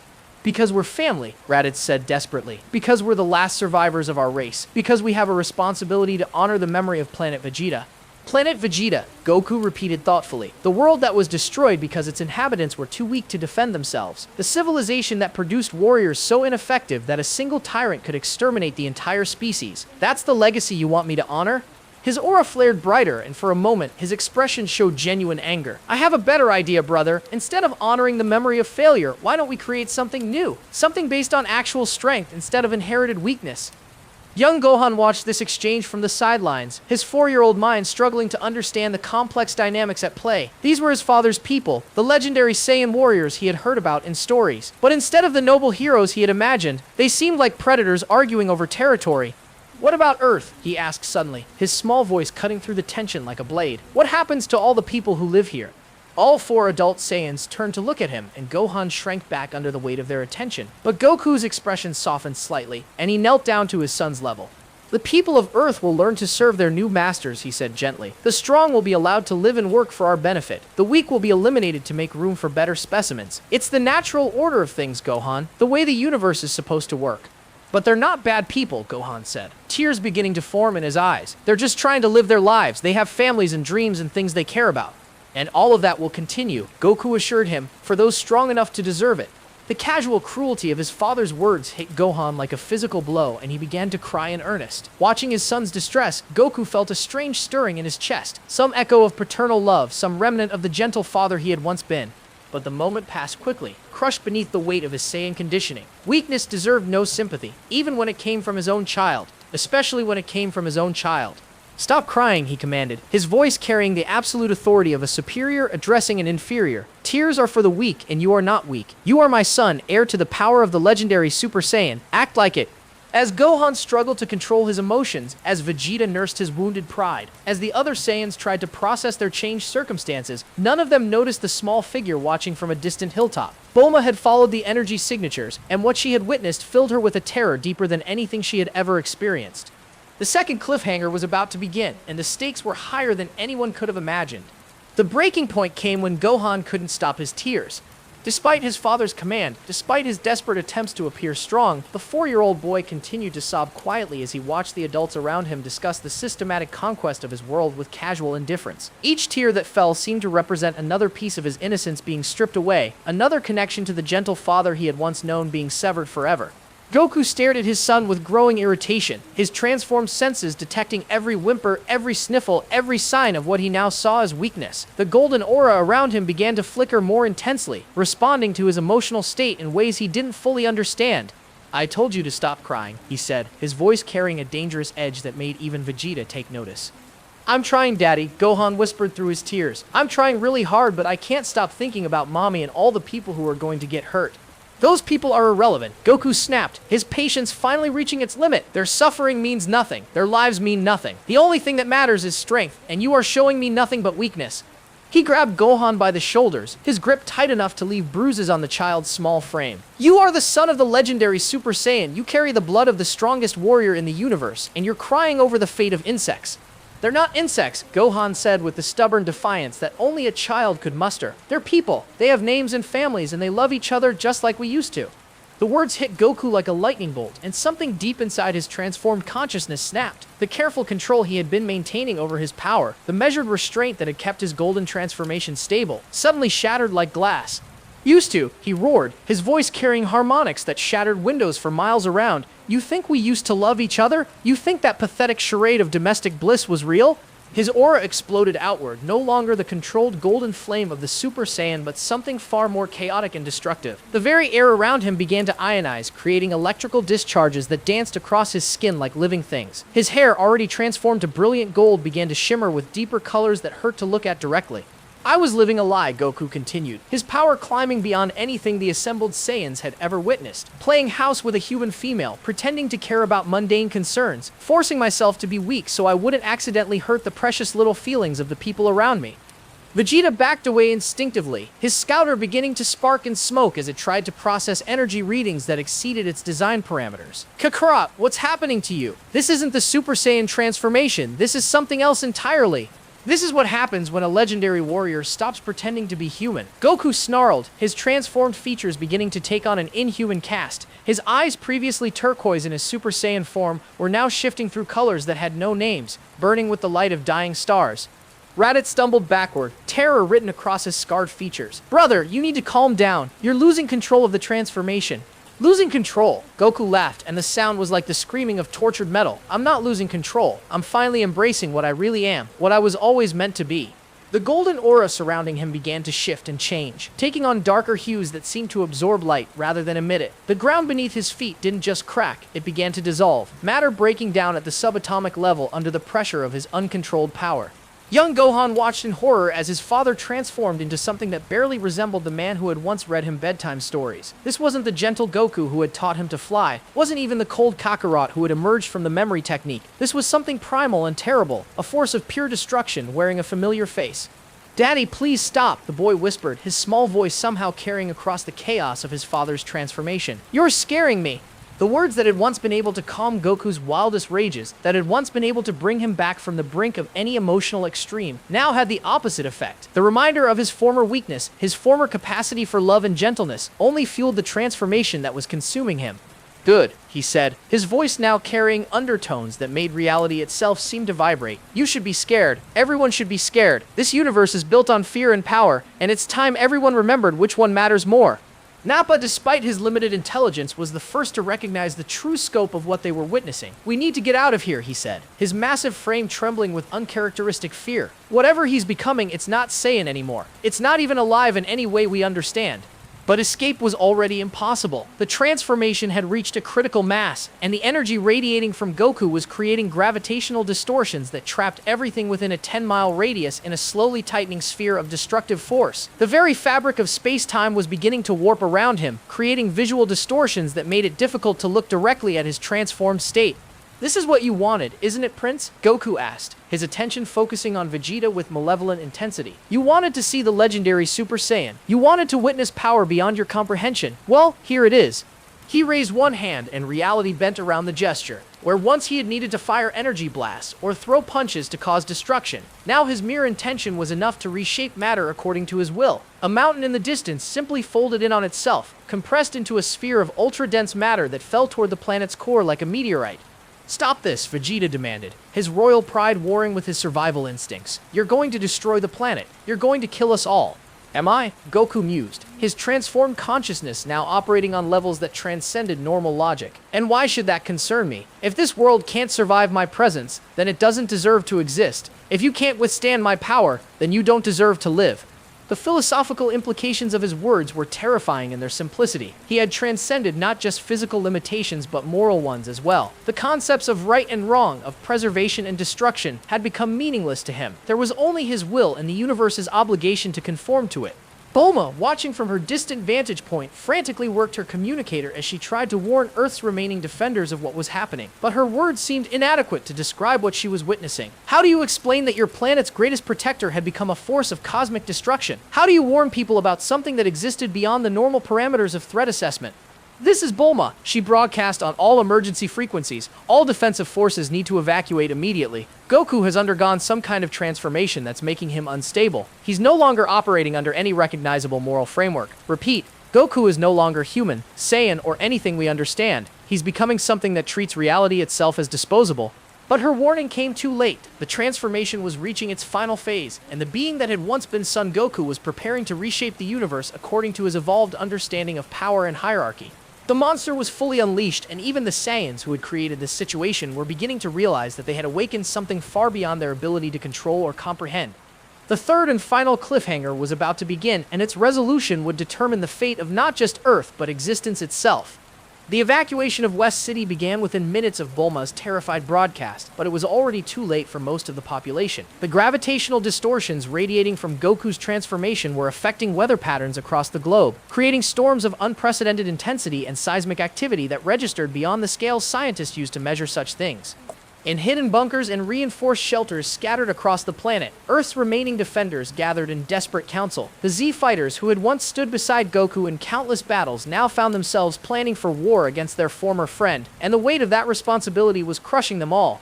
Master Roshi sat in the command center of a military facility buried 3 miles beneath the Nevada desert, his ancient eyes fixed on screens showing global destruction patterns. The old hermit looked every one of his centuries, aged beyond his years by the horror of what he was witnessing.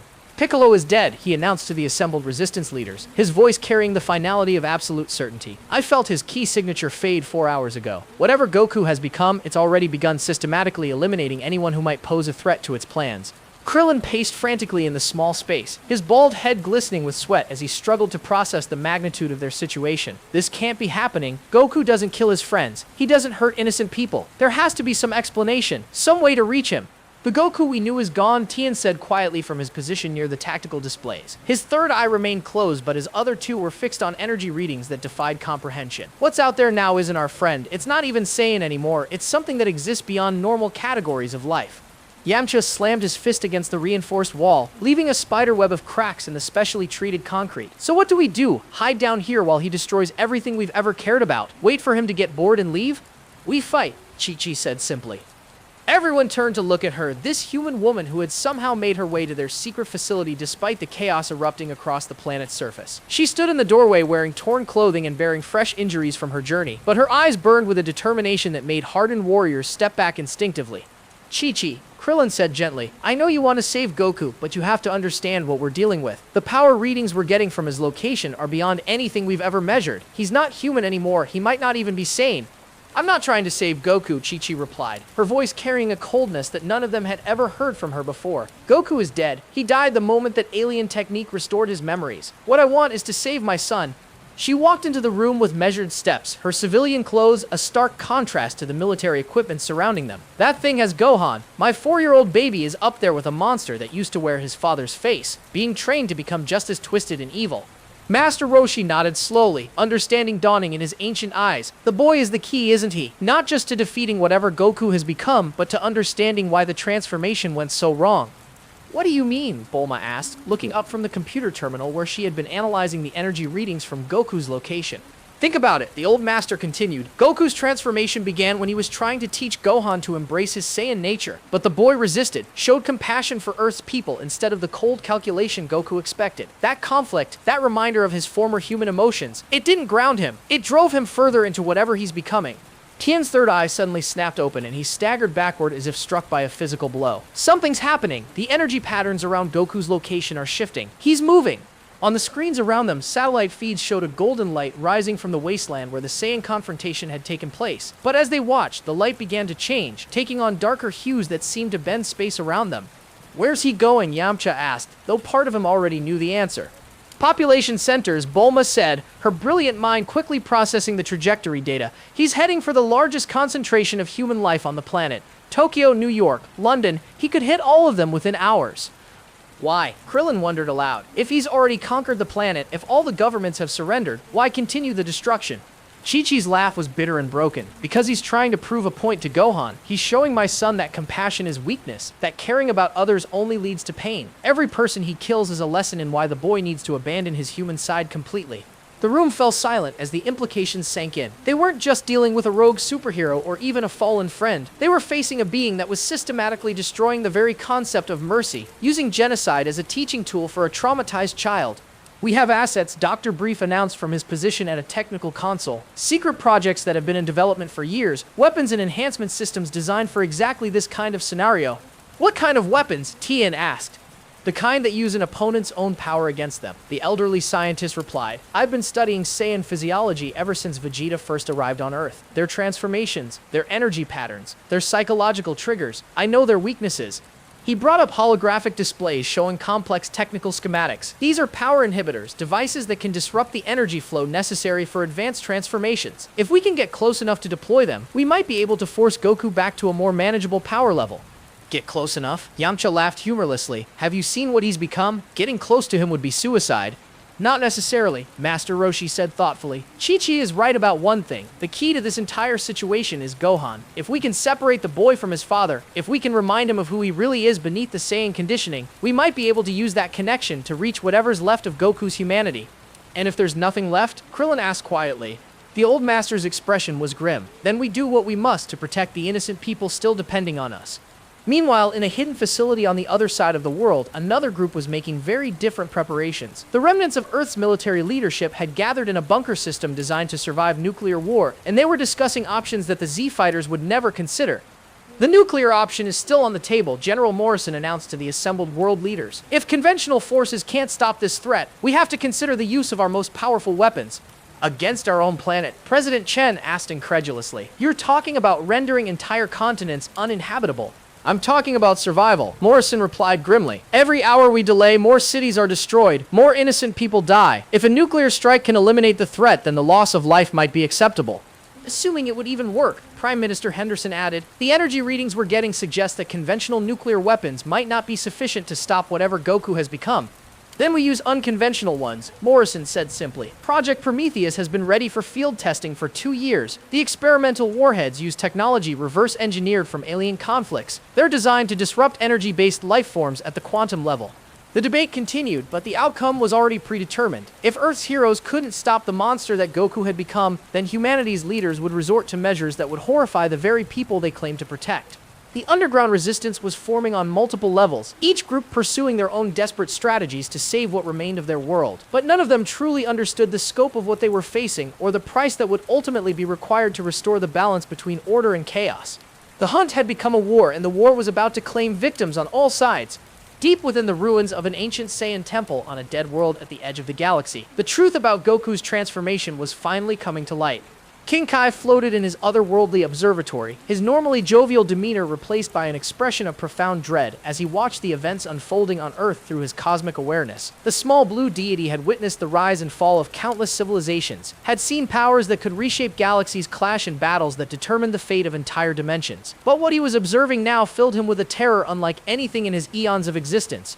The Berserker prophecy, he whispered to himself, his voice barely audible in the empty chamber. I thought it was just a legend, a cautionary tale told to young Kais to warn them about the dangers of unchecked power.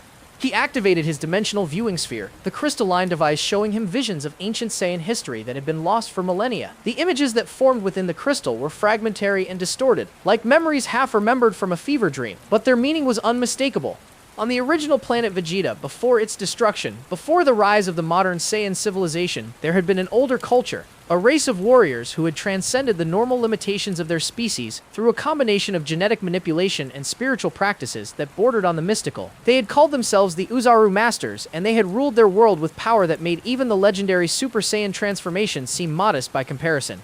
But their civilization had not fallen to external conquest or natural disaster. It had destroyed itself from within, consumed by the very power that had elevated it above all other species in the known universe. The final Uzaru Master, King Kai read from the ancient text that appeared in his viewing sphere, achieved a transformation beyond all previous understanding. He became the Berserker, the living embodiment of destruction given form and purpose. His power was so great that reality itself bent to accommodate his presence. His rage was so pure that it consumed not just his enemies but the concepts of mercy, compassion, and restraint themselves. The prophecy continued, its words written in the archaic Saiyan script that few beings in the universe could still decipher. The Berserker will return when the last of the true bloodline remembers what was forgotten. He will arise from the ashes of a gentle heart, born from the death of love itself. And when he walks among the stars once more, the universe will tremble before the return of the first destroyer.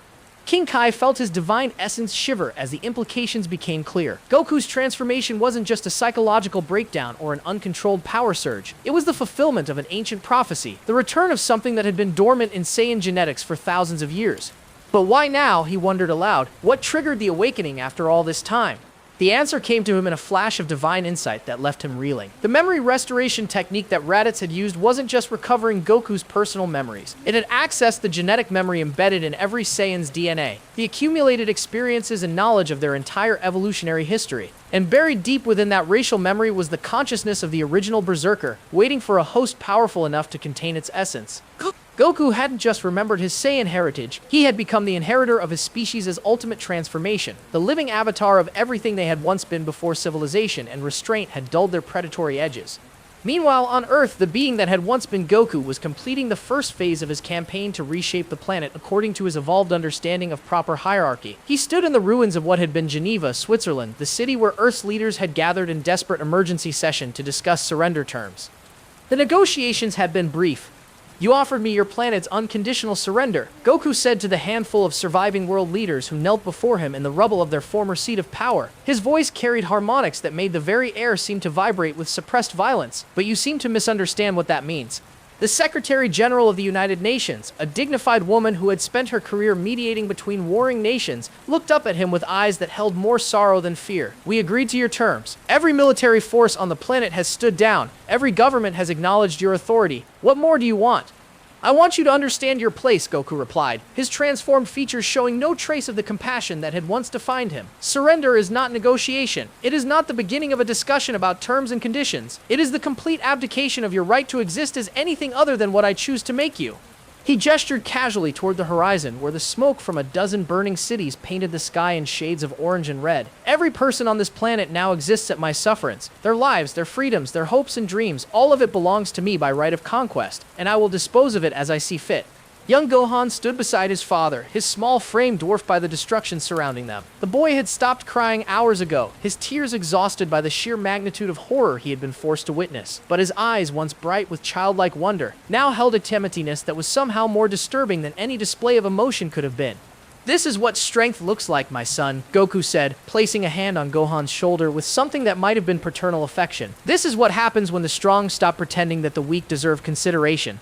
Yes, father, Gohan replied, his young voice carrying a mechanical quality that suggested he was repeating lessons learned through repetition rather than understanding. The weak exist to serve the strong. Mercy is a luxury that only the defeated can afford to show. The words coming from the 4-year-old's mouth were disturbing enough, but it was the complete absence of emotional connection behind them that truly horrified the surviving world leaders. They were witnessing the systematic destruction of a child's soul, the deliberate transformation of innocence into something cold and calculating. "Please," the Secretary General whispered, her diplomatic composure finally cracking. "He's just a baby. Whatever you're trying to teach him, whatever point you're trying to make, don't destroy his childhood to do it." Goku's attention focused on her with the predatory intensity of a hunting cat spotting wounded prey. "His childhood," he repeated, his voice carrying dangerous amusement. "You mean the phase of human development where weakness is celebrated and strength is discouraged? Where children are taught to value fairness over victory, cooperation over dominance?" He knelt down beside the woman, his transformed features inches from her face. "I'm not destroying his childhood, I'm saving him from it. Every moment he spends believing in concepts like mercy and justice is a moment stolen from his development as a true warrior." "What kind of warrior destroys everything he's supposed to protect?" she asked desperately. "The kind who understands that protection is just another word for control." Goku replied, "The kind who realizes that true strength means never having to pretend weakness to make others comfortable." High above them, invisible to normal senses but detectable to anyone with sufficient spiritual awareness, King Kai continued his vigil. The divine being had been trying for hours to establish contact with Earth's defenders, to warn them about the true nature of what they were facing. But the Berserker's transformation was creating interference patterns that disrupted even divine communication methods. "If they don't understand what they're dealing with," King Kai muttered, "if they try to fight him as if he's just a more powerful version of the Goku they knew, they'll all die. And once Earth falls completely under his control, once he's established his power base and begun training his son properly, nothing in this universe will be able to stop what comes next." The prophecy was clear about the Berserker's ultimate destiny. He would not be content with conquering a single world or even a single galaxy. His hunger for dominance would drive him to seek out and destroy every source of power that might challenge his supremacy, until nothing remained but himself and those he deemed worthy to serve his vision of perfect order. The universe was about to learn why the ancient Saiyans had hidden this transformation behind layers of genetic locks and cultural taboos. Some powers were too dangerous to unleash, even by those strong enough to wield them. The prophecy was being fulfilled, and its completion would reshape reality itself according to the will of the first destroyer reborn. Master Roshi stood alone in the ruins of Kame House, his ancient shell home reduced to splinters and debris by the shockwaves from Goku's ongoing rampage. The old hermit's normally cheerful demeanor had been replaced by something none of his students had ever seen before, the cold, calculating expression of someone who had survived for centuries by making impossible choices. 300 years, he whispered to himself, his weathered hands glowing with energy that hadn't seen the light of day for decades. 300 years I've kept this technique sealed away, swearing I would never use it again, but I never imagined I'd face something like this. The technique he was preparing was older than most civilizations, a forbidden martial arts method that had been developed during the darkest period of Earth's supernatural history. It was called the Soul Severance Strike, and it was designed to do something that conventional combat could never accomplish: separate a warrior's consciousness from their accumulated power, leaving them human and vulnerable regardless of their transformations or energy reserves. But the technique came with a price that made even Master Roshi, with all his experience of dangerous martial arts secrets, hesitate to use it. The Soul Severance Strike required the user to sacrifice their own life force to power it, and there was no guarantee that it would be effective against something as fundamentally alien as what Goku had become. Meanwhile, Krillin was implementing a desperate plan of his own in the underground tunnels beneath West City. The monk had spent the past 12 hours gathering every surviving martial artist on the planet, from the weakest weekend warriors to the most accomplished masters who had trained in obscurity for decades. "I know this sounds insane," Krillin addressed the assembled fighters, his voice carrying an authority that surprised even himself. "I know most of you have never fought anything stronger than a championship boxer, but we don't have a choice anymore. Every military on Earth has failed. Every government has surrendered. If we don't act now, there won't be a world left to save." Among the gathered fighters were faces that would have been familiar to fans of martial arts tournaments from years past. Men and women who had dedicated their lives to perfecting techniques that seemed laughably inadequate compared to the cosmic-level threats the Z-fighters routinely faced. But Krillin had realized something that the others had missed. Raw power wasn't the only factor that mattered in this fight. "He's not fighting like Goku anymore," Krillin explained, his tactical mind working through possibilities that would have seemed impossible just days before. "He's fighting like a force of nature, overwhelming and unstoppable. But forces of nature have patterns, predictable behaviors that can be exploited if you know how to look for them." The plan he outlined was audacious in its simplicity. Instead of trying to match Goku's overwhelming power, they would use coordination and misdirection to separate him from Gohan. Once the child was safe, they could implement Dr. Brief's power inhibitor technology without worrying about collateral damage to an innocent 4-year-old. Tien had taken a different approach entirely. The three-eyed warrior had retreated to the highest mountain peak still standing on Earth, where he was attempting something that bordered on the suicidal, a direct telepathic assault on Goku's transformed consciousness. If there's any part of him left in there, Tien muttered through gritted teeth as psychic energy crackled around his meditation pose. Any fragment of the man who used to be our friend, I'm going to find it. The telepathic probe that followed was like diving into the heart of a supernova. Goku's transformed mind was a maze of contradictory impulses and alien thought patterns, dominated by the genetic memories of an ancient Saiyan consciousness that had been dormant for millennia. But beneath all of that cosmic-level psychic noise, Tien detected something that made his heart leap with desperate hope. There was still a part of Goku that remembered being human. It was buried deep, suppressed by layers of Saiyan conditioning and berserker transformation, but it was there, and it was fighting desperately to reassert itself every time Gohan showed signs of distress. The boy is the key, Tien realized, his third eye blazing with psychic energy as he maintained his connection to Goku's fractured consciousness. Every time Gohan cries, every time he shows compassion or mercy, it creates cracks in the berserker programming. If we can force that internal conflict to the surface. But his telepathic intrusion didn't go unnoticed. Across the planet, Goku's head suddenly snapped up from his systematic destruction of Berlin, his transformed senses detecting the psychic probe with predatory precision. So he said with dark amusement, his voice carrying across continents through sheer force of will, "Someone thinks they can reach into my mind and find weakness to exploit. How wonderfully naive." The psychic backlash that followed nearly killed Tien instantly. It was like having his consciousness grabbed by a giant hand made of pure malevolence and squeezed until his thoughts threatened to collapse into themselves. Only his years of mental discipline training allowed him to maintain his sanity as Goku's transformed awareness pressed against his mind with crushing force. "Did you find what you were looking for?" Goku asked, his mental voice echoing through Tien's skull like the whispers of a cosmic predator. "Did you discover some hidden reservoir of human compassion that you could use to save me?" "I found something," Tien managed to reply through the psychic assault. "I found a father who's terrified of what he's doing to his son."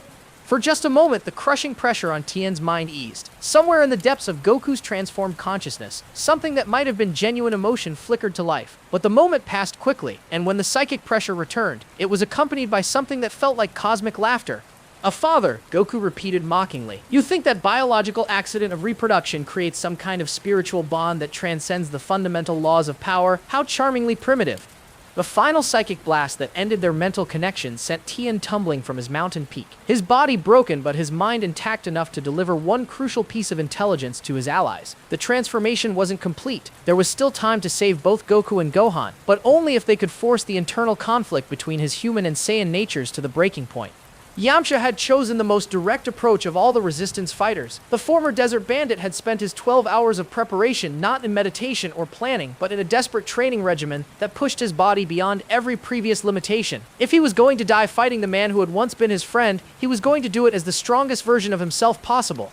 Wolfang Fist was never about raw power, he said to himself as he practiced forms in a hidden cave system, his movements creating sonic booms that threatened to collapse the surrounding rock. It was about precision, about finding the exact moment when an opponent's defenses were weakest, and exploiting that vulnerability with perfect timing. He had developed new variations of his signature technique, adaptations that incorporated everything he had learned from years of fighting alongside the most powerful warriors on Earth. The techniques wouldn't be enough to defeat Goku in direct combat, but they might create the opening that someone else could exploit. All across Earth, similar scenes were playing out as the planet's remaining defenders prepared for what would likely be their final battle. Dr. Brief worked feverishly to complete his power inhibition technology. Bulma coordinated global communication networks to ensure perfect timing for their coordinated assault. Chi-Chi trained with weapons and techniques she had never imagined using, driven by a mother's desperate love for her corrupted child. But perhaps the most important preparation was happening in the mind of 4-year-old Gohan himself. Despite his father's conditioning, despite the systematic attempt to strip away his human compassion, the boy was fighting to hold on to the values his mother had instilled in him. Every act of destruction he was forced to witness, every life his father casually ended, created internal resistance that grew stronger rather than weaker. The child who was supposed to become the next generation of Saiyan Conqueror was instead becoming the focal point for everything human and decent that Goku had tried to abandon. And that resistance, invisible to his transformed father's awareness, would soon become the most powerful weapon in Earth's arsenal. The Master's Gambit was about to begin, and its success or failure would determine whether compassion or conquest would define the future of the universe. The coordinated assault began at precisely 3:47 a.m. local time, when Goku was in the middle of systematically dismantling the remaining infrastructure of Eastern Europe. The timing was crucial. Analysis of his behavioral patterns had revealed that his transformations followed a predictable energy cycle, with periods of peak power alternating with brief moments of relative stability. Master Roshi struck first, appearing behind Goku with the kind of instantaneous movement technique that had made him legendary among martial artists. But instead of attempting a physical attack, the ancient hermit placed his weathered hands on Goku's transformed shoulders and began the soul severance strike. "Forgive me, my boy," Roshi whispered as golden energy began to flow between them. "This is going to hurt both of us more than you can imagine." The technique was working exactly as designed, sending tendrils of spiritual energy deep into Goku's consciousness to locate the connection points between his various personality fragments. But what Roshi discovered there was far more complex than he had anticipated. The Berserker transformation hadn't simply suppressed Goku's human nature, it had integrated it into a larger framework that made separation nearly impossible. "Interesting approach," Goku said calmly, not even bothering to turn around as he continued his systematic destruction of a nearby city. "But you're operating under a fundamental misunderstanding of what I've become." He reached back without looking and grabbed Master Roshi's wrist with casual strength. "You're trying to separate my consciousness from my power, assuming that they're distinct elements that can be divorced from one another. But the Berserker transformation doesn't work that way. It doesn't add power to an existing personality. It evolves the personality to match the power." The counterattack that followed was devastating in its precision. Instead of simply overwhelming Roshi's technique with brute force, Goku used the spiritual connection the old master had established to reverse the energy flow. The soul severance strike turned inward, and Master Roshi felt his own life force being drained at an exponential rate. "Every memory you have of training me," Goku continued conversationally. "Every moment of pride you felt watching me grow stronger. Every time you believed you were helping me become a better person. All of it was just preparing me for this moment. You taught me to push beyond my limits, Master. This is what that looks like." Roshi collapsed to his knees, his ancient body unable to withstand the reversed energy drain. But even as his life force faded, he managed one final act of defiance. With the last of his strength, he sent a psychic signal to his scattered students, a single word that carried more meaning than any complex battle plan: now.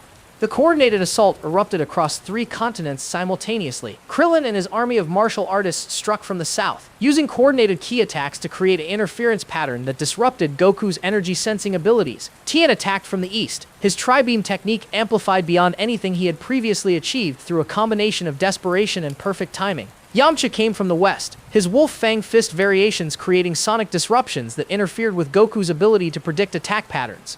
For exactly 17 seconds, the plan worked perfectly. The combined assault created enough chaos and confusion to mask Bulma's approach as she deployed Dr. Brief's power inhibition technology. The device, disguised as debris from the surrounding destruction, activated within 20 meters of Goku's position and began generating the specific frequency patterns designed to disrupt Saiyan transformation states. "Clever," Goku acknowledged as he felt the artificial interference beginning to affect his energy flow. "Primitive, but cleverly executed. You actually managed to force me to pay attention." But instead of the hoped-for reversion to a more manageable power level, the inhibition field had an unexpected effect. Rather than suppressing Goku's transformation, it seemed to stabilize it, eliminating the chaotic fluctuations that had made his power difficult to control. "Thank you," he said with genuine gratitude as his aura solidified into a more focused and manageable form. "I've been struggling with controlling this level of power ever since the transformation began. Your little device has solved that problem beautifully." The horror on the faces of Earth's defenders was visible even from orbit as they realized their carefully planned assault had made their enemy stronger rather than weaker. But the true scope of their mistake became clear when Goku began his counterattack. He moved with a precision and efficiency that had been absent during his earlier rampages, where before his attacks had been overwhelming but somewhat unfocused. Now they were surgical in their accuracy. Each strike was calculated for maximum psychological impact, designed not just to defeat his opponents but to demonstrate the futility of resistance. Krillin's army of martial artists was the first to fall. Despite their courage and coordination, they were facing an opponent who could literally move faster than thought itself. One moment, they were executing a perfectly synchronized attack formation. The next, they were unconscious on the ground, defeated so quickly that most of them never even saw him coming. "Courage without power is just elaborate suicide," Goku observed as he stood among the fallen fighters. "You should have spent less time training your techniques and more time accepting reality." Tien lasted longer, his years of experience and tactical thinking allowing him to mount a defense that actually forced Goku to exert measurable effort. The tri-beam technique, amplified through desperate circumstances, actually managed to create visible cracks in Goku's transformed aura. "Not bad," Goku said approvingly as he brushed off the effects of the attack. "You've definitely improved since our last sparring session. Under different circumstances, I might have been impressed." The battle that followed showcased the fundamental difference between Goku's current state and his previous transformations. Where the Super Saiyan form had been characterized by barely controlled rage and overwhelming power, the Berserker transformation brought cold calculation and perfect efficiency. Every movement was optimized for maximum effectiveness, every technique refined through the accumulated combat experience of an entire warrior race. Tien's defeat was inevitable, but Goku made it educational. Instead of simply overwhelming his former friend with superior power, he systematically dismantled every technique, every strategy, every desperate gambit that the three-eyed warrior attempted. This is what separates the strong from the weak, Goku explained as he delivered the final blow. The weak fight to protect what they have. The strong fight to take what they want. You've been fighting defensively for years, Tien. It's made you predictable. Yamcha's assault was perhaps the most emotionally devastating of all the coordinated attacks. The former desert bandit had known Goku longer than any of the other defenders, had been there from the beginning of his journey from naive child to cosmic-level warrior. The sight of his oldest friend systematically destroying everything they had once fought to protect broke something fundamental in Yamcha's spirit. You used to care about people, Yamcha said desperately as he struggled to land even a single meaningful blow. You used to fight because you wanted to help others, because you believed in justice and protecting the innocent.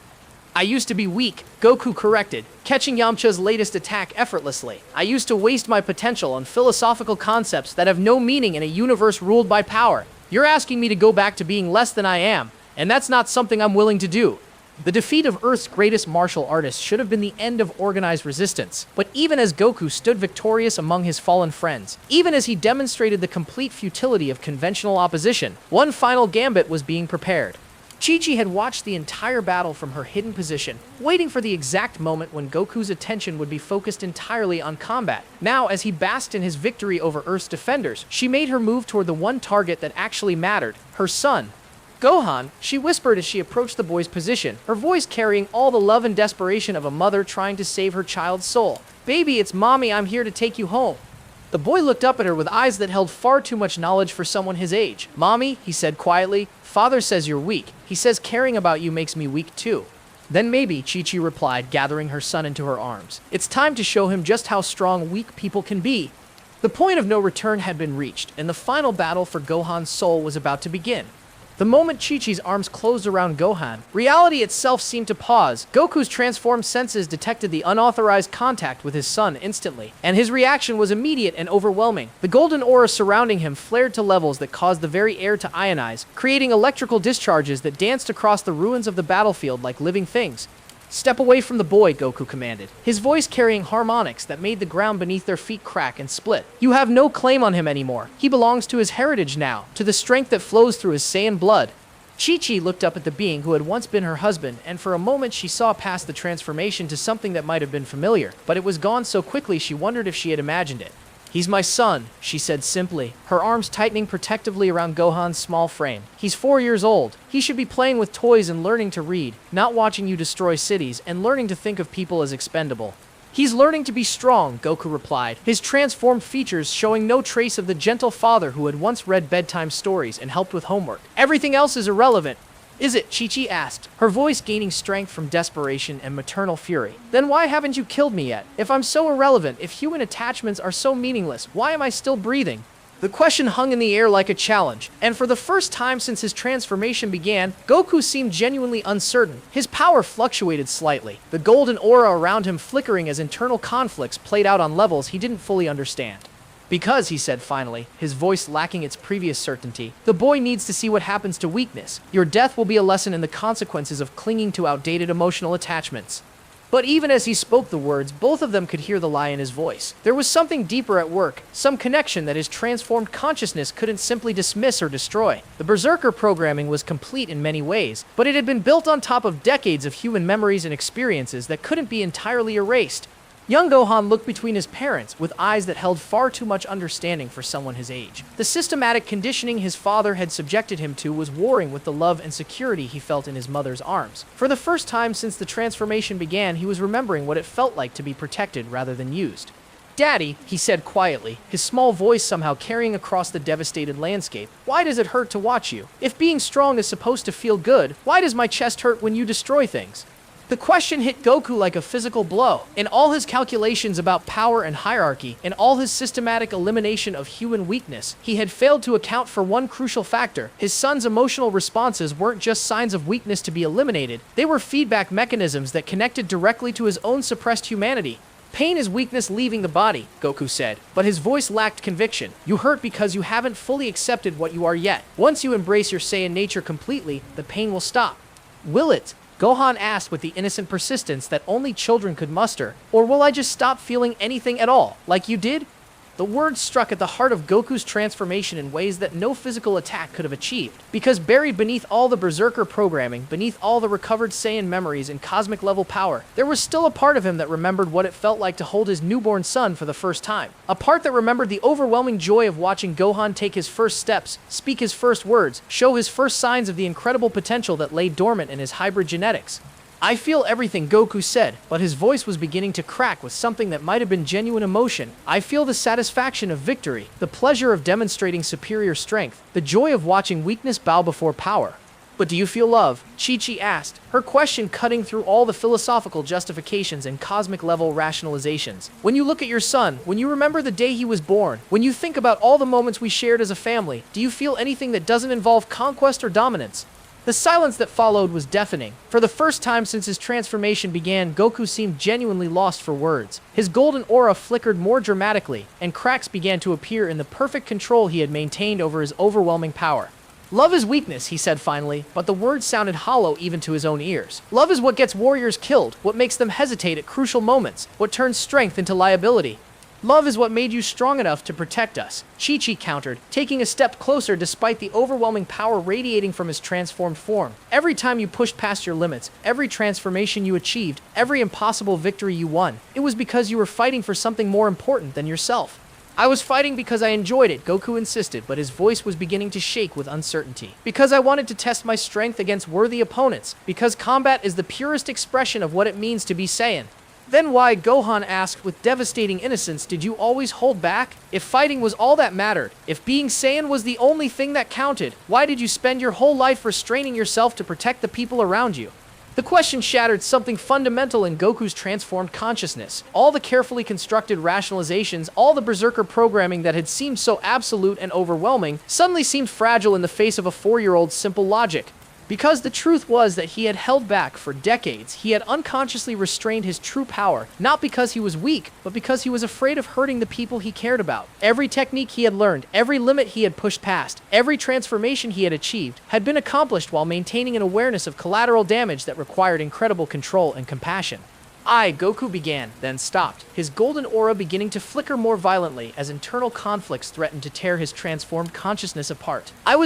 You were protecting us, Chi-Chi finished gently, taking another step closer. You were being exactly the kind of father and husband that Gohan deserved, strong enough to defend us, gentle enough not to hurt us, wise enough to know the difference. The breakdown that followed was unlike anything that had ever been witnessed in the history of cosmic-level conflicts. Goku's tremendous power began to turn inward. The Berserker transformation consuming itself as contradictory programming created feedback loops that threatened to tear apart the very fabric of his being. This is impossible, he said, his voice now carrying harmonics of confusion and pain rather than cold certainty. The strong rule the weak. Power determines worth. Everything else is illusion. Then why, Gohan asked, reaching out toward his father with one small hand. Do I feel stronger when I'm with Mommy than when I'm watching you destroy things?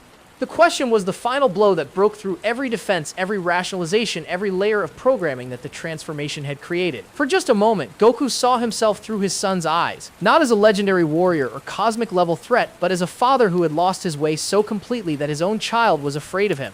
The scream that erupted from his throat was audible across 3 continents, a sound of pure anguish that contained every suppressed emotion, every buried memory, every moment of human connection that the Berserker transformation had tried to eliminate.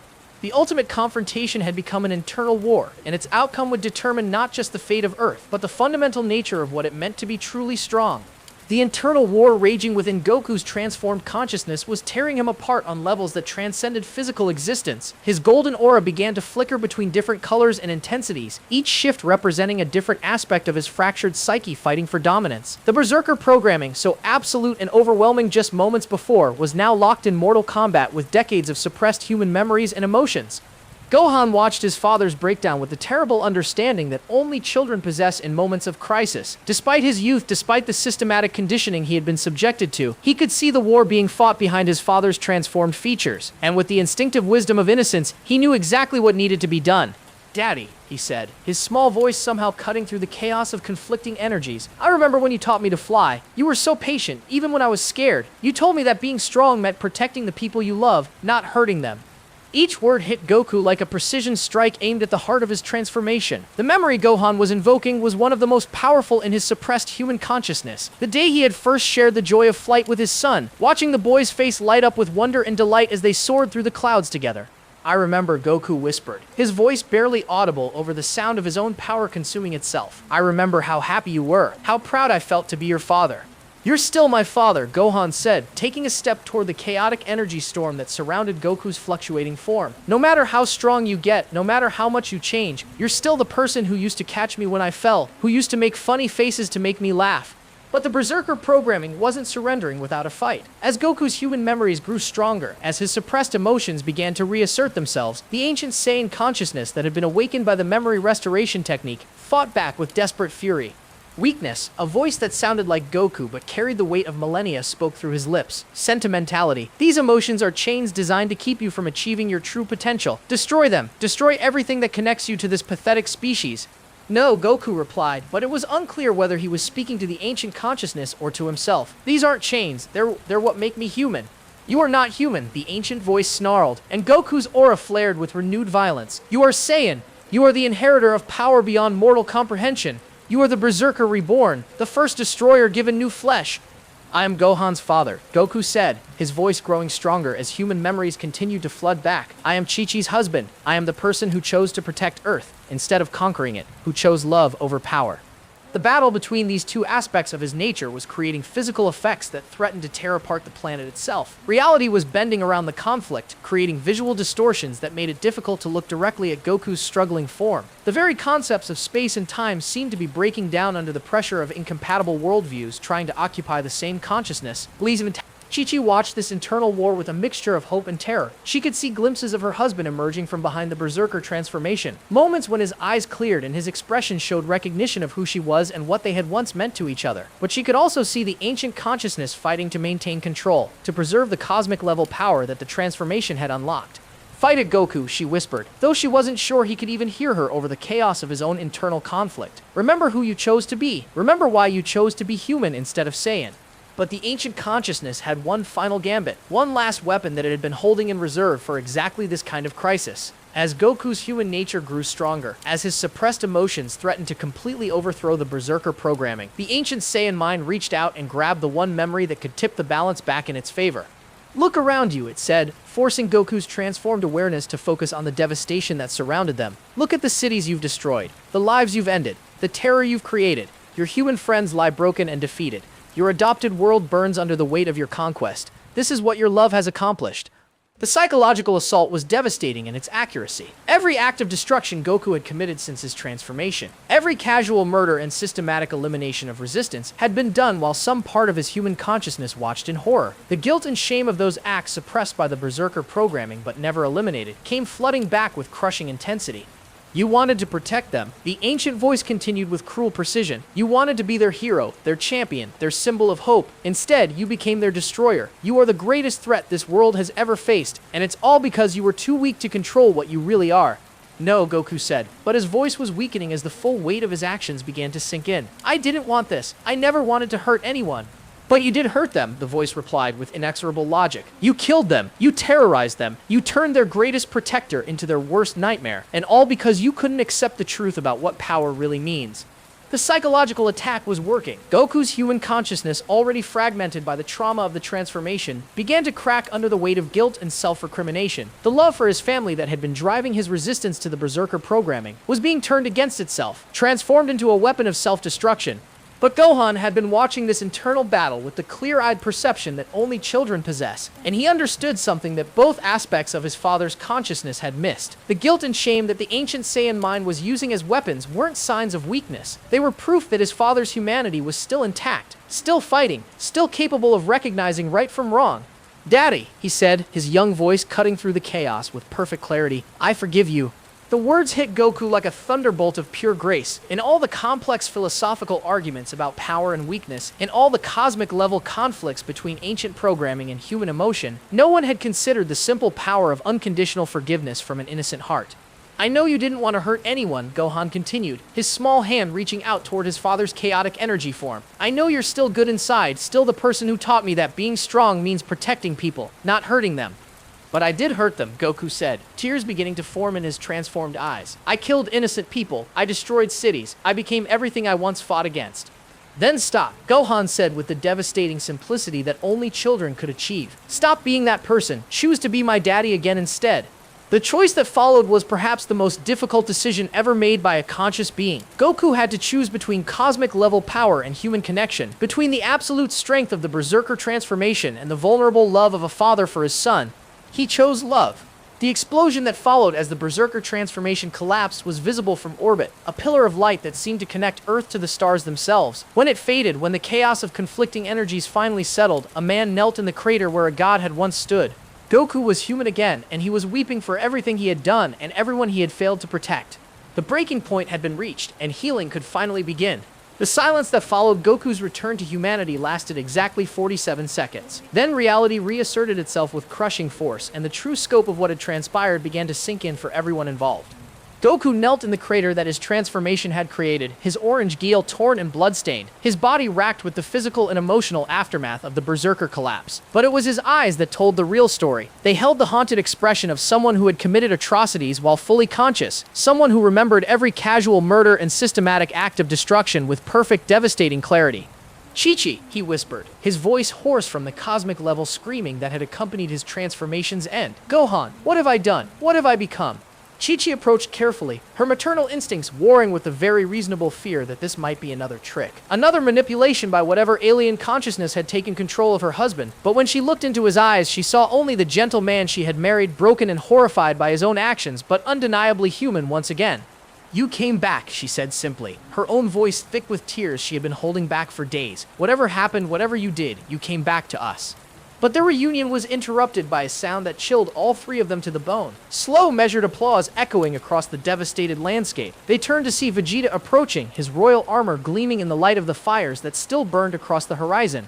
"Magnificent," the Prince of All Saiyans said, his voice carrying a mixture of admiration and disgust. "Truly magnificent. I've never seen such a complete display of power followed by such pathetic weakness. You achieved something beyond the dreams of our race, and then you threw it away for the sake of these insects."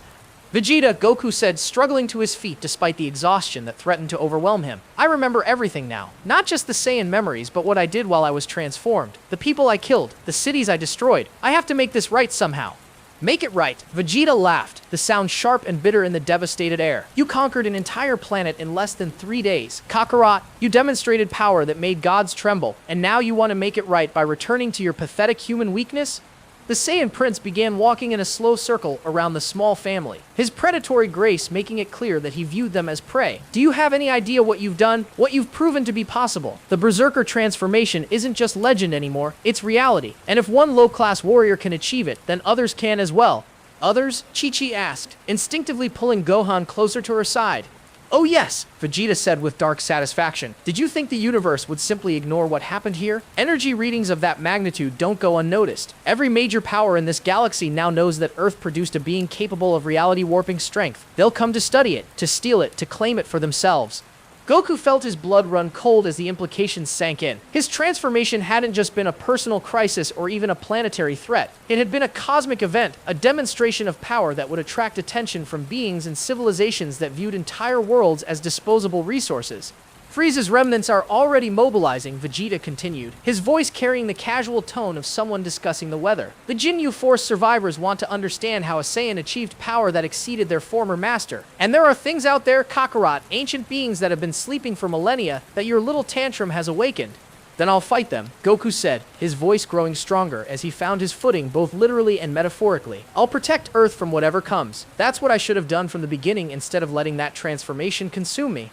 "With what power?" Vegeta asked mockingly. "You're back to your pathetic human strength now. Your little emotional breakthrough severed your connection to the Berserker state permanently. You couldn't achieve that transformation again if your life depended on it." Then I'll find another way, Goku replied with the stubborn determination that had carried him through impossible battles. I'll train harder, push past new limits, discover transformations that don't require me to abandon my humanity. How wonderfully naive, Vegeta said, his expression shifting from mockery to something that might have been pity. You still don't understand, do you? The threats that are coming, the beings that your display of power has attracted, they exist on levels that conventional training can't reach. You would need centuries to develop the strength necessary to face them, and you have weeks at most. As if summoned by his words, the sky above them began to darken with something that wasn't clouds. Massive shapes were descending through Earth's atmosphere, spacecraft of designs that predated most civilizations. The beings Vegeta had warned about weren't coming eventually. They were arriving now. The ancients, Vegeta whispered, his usual arrogance replaced by something that might have been genuine fear. I didn't think they would respond so quickly. The ancients? Goku asked, his warrior instincts already analyzing the approaching threats. Beings from the first epoch of this universe, Vegeta explained, his voice tight with tension. They ruled the cosmos when our species were still learning to make fire. They've been dormant for eons, waiting for something significant enough to wake them. Apparently, your little transformation qualified. The lead ship touched down a mile away, its landing creating seismic disruptions that registered on instruments across the globe. When its occupants emerged, they were unlike anything Earth had ever faced. Tall, ethereal beings composed more of energy than matter, with forms that seemed to shift and flow like living starlight. Greetings, young warrior, the lead ancient said, its voice carrying harmonics that made reality itself seem to vibrate. We sense the awakening of power levels not seen since the Great War of the First Epoch. We have come to evaluate whether this represents an opportunity or a threat. An opportunity? Chi-Chi asked, despite her terror. The Berserker transformation represents the next stage of warrior evolution, the ancient explained, its attention focusing on Goku with uncomfortable intensity. If it can be replicated, if it can be controlled, it could tip the balance in conflicts that span dimensions. We are very interested in acquiring this knowledge. It can't be replicated, Goku said firmly. And even if it could, I wouldn't help you turn it into a weapon. I've seen what that kind of power does to people. It's too dangerous. How unfortunate, the ancient replied, and the temperature around them dropped several degrees. We had hoped for cooperation, but acquisition remains an option regardless of your willingness to participate. What followed was unlike any battle Goku had ever experienced. The ancients didn't fight with conventional energy or physical techniques. They attacked on levels that transcended normal combat, attempting to strip away layers of his consciousness to access the genetic memories and transformation triggers that had enabled the Berserker state. Without his transformed power, Goku found himself completely outmatched, but as the ancients' mental probes dug deeper into his psyche, they discovered something unexpected. The emotional breakthrough that had ended his transformation hadn't just severed his connection to the Berserker state, it had created something new, a form of power that drew its strength not from rage or conquest, but from love and the desire to protect. Fascinating, the lead ancient said, its probes encountering resistance they hadn't expected. The trauma of reverting from ultimate power to human weakness has created unique psychological barriers. This consciousness has learned to weaponize vulnerability itself. The battle that followed redefined what it meant to fight against impossible odds. Goku couldn't match the ancients' cosmic-level abilities, but he didn't need to. Every attack they launched, every attempt to break down his mental defenses, only strengthened his resolve to protect his family and his world. You cannot win, the ancient said, its form beginning to flicker with frustrated energy. You possess no power that can threaten beings of our magnitude. You're right, Goku admitted, his body battered but his spirit unbroken. I can't beat you, but I don't have to beat you. I just have to hold you off long enough for the people I care about to get to safety. And how long do you think you can maintain this futile resistance? Goku smiled, and for the first time since his return to humanity, it was the expression of someone who had found peace with his choices. As long as it takes, because that's what love does. It makes impossible things possible, not through power, but through the refusal to give up on what matters most. The final gambit wasn't about winning or losing, about power or weakness. It was about standing firm in the face of impossible odds, because some things were worth fighting for regardless of the cost. And in that moment, as Goku prepared for what might be his final battle, the true meaning of strength finally became clear to everyone watching. The battle against the ancients raged for 17 hours, transcending physical combat to become a conflict of philosophies made manifest. Goku fought not with the overwhelming power of the Berserker transformation, but with something far more dangerous to beings who viewed reality as their personal playground: absolute moral certainty. Every technique the ancients employed, every reality-warping assault they launched, met with resistance that should have been impossible from someone of Goku's reduced power level. But they were learning, to their growing frustration, that some forms of strength couldn't be measured in energy readings or cosmic classifications. This is illogical, the lead ancient declared as another wave of mental domination techniques failed to penetrate Goku's consciousness. Your power levels are insignificant by our standards. Your physical capabilities are limited to a single planetary system, yet you continue to resist forces that have conquered galaxies. Because I'm not fighting for conquest, Goku replied, his body showing the strain of 17 hours of impossible combat but his voice remaining steady. I'm fighting for something you've forgotten exists. I'm fighting for the right of people to choose their own destinies, instead of having them imposed by superior force. The philosophical debate that accompanied their physical conflict was being monitored by civilizations across the galaxy. What they were witnessing challenged fundamental assumptions about the nature of power and resistance that had governed cosmic politics for millennia. Vegeta watched from a safe distance, his expression cycling through emotions that ranged from admiration to disgust to something that might have been envy. The fool actually believes what he's saying, he muttered to himself. He's going to get himself killed defending philosophical concepts that have no practical value. But as the battle continued, as Goku somehow continued to stand against opponents who should have been able to eliminate him with a thought, Vegeta began to suspect that there was something he was missing, some fundamental truth about strength that his royal upbringing and warrior conditioning had prevented him from understanding. Chi-Chi and Gohan had been evacuated to a secure location, but they could still feel the aftershocks of the conflict from hundreds of miles away. The 4-year-old boy watched the distant flashes of light that marked his father's desperate battle, his young mind struggling to process concepts that challenged everything he had been taught about power and weakness. "Is Daddy going to win?" Gohan asked, his small hand clasped tightly in his mother's. "I don't know, baby," Chi-Chi replied honestly, "but win or lose, he's fighting for the right reasons this time. He's fighting to protect people instead of to prove how strong he is." The answer came sooner than either of them expected. The battle ended not with a spectacular explosion or cosmic-level energy discharge, but with something far more profound: understanding. The ancients, despite their eons of experience and reality-warping abilities, found themselves facing something they had never encountered before. Goku's resistance wasn't based on superior power or advanced techniques. It was based on the simple refusal to accept that might made right, regardless of the personal cost of that defiance. "You are prepared to die for beings who cannot even comprehend the forces involved in this conflict," the lead ancient observed, its tone shifting from frustration to genuine curiosity. "You will sacrifice yourself to delay our objectives by mere moments. This behavior serves no logical purpose." "It serves every purpose that matters," Goku replied, his energy nearly exhausted but his resolve unshaken. "Every moment I delay you is another moment for someone to escape, to find safety, to make their own choices about their lives. That's not logical. It's something better. It's human." The words seemed to hang in the air like a revelation, and the ancients found themselves reevaluating everything they thought they understood about lesser species and the nature of true strength.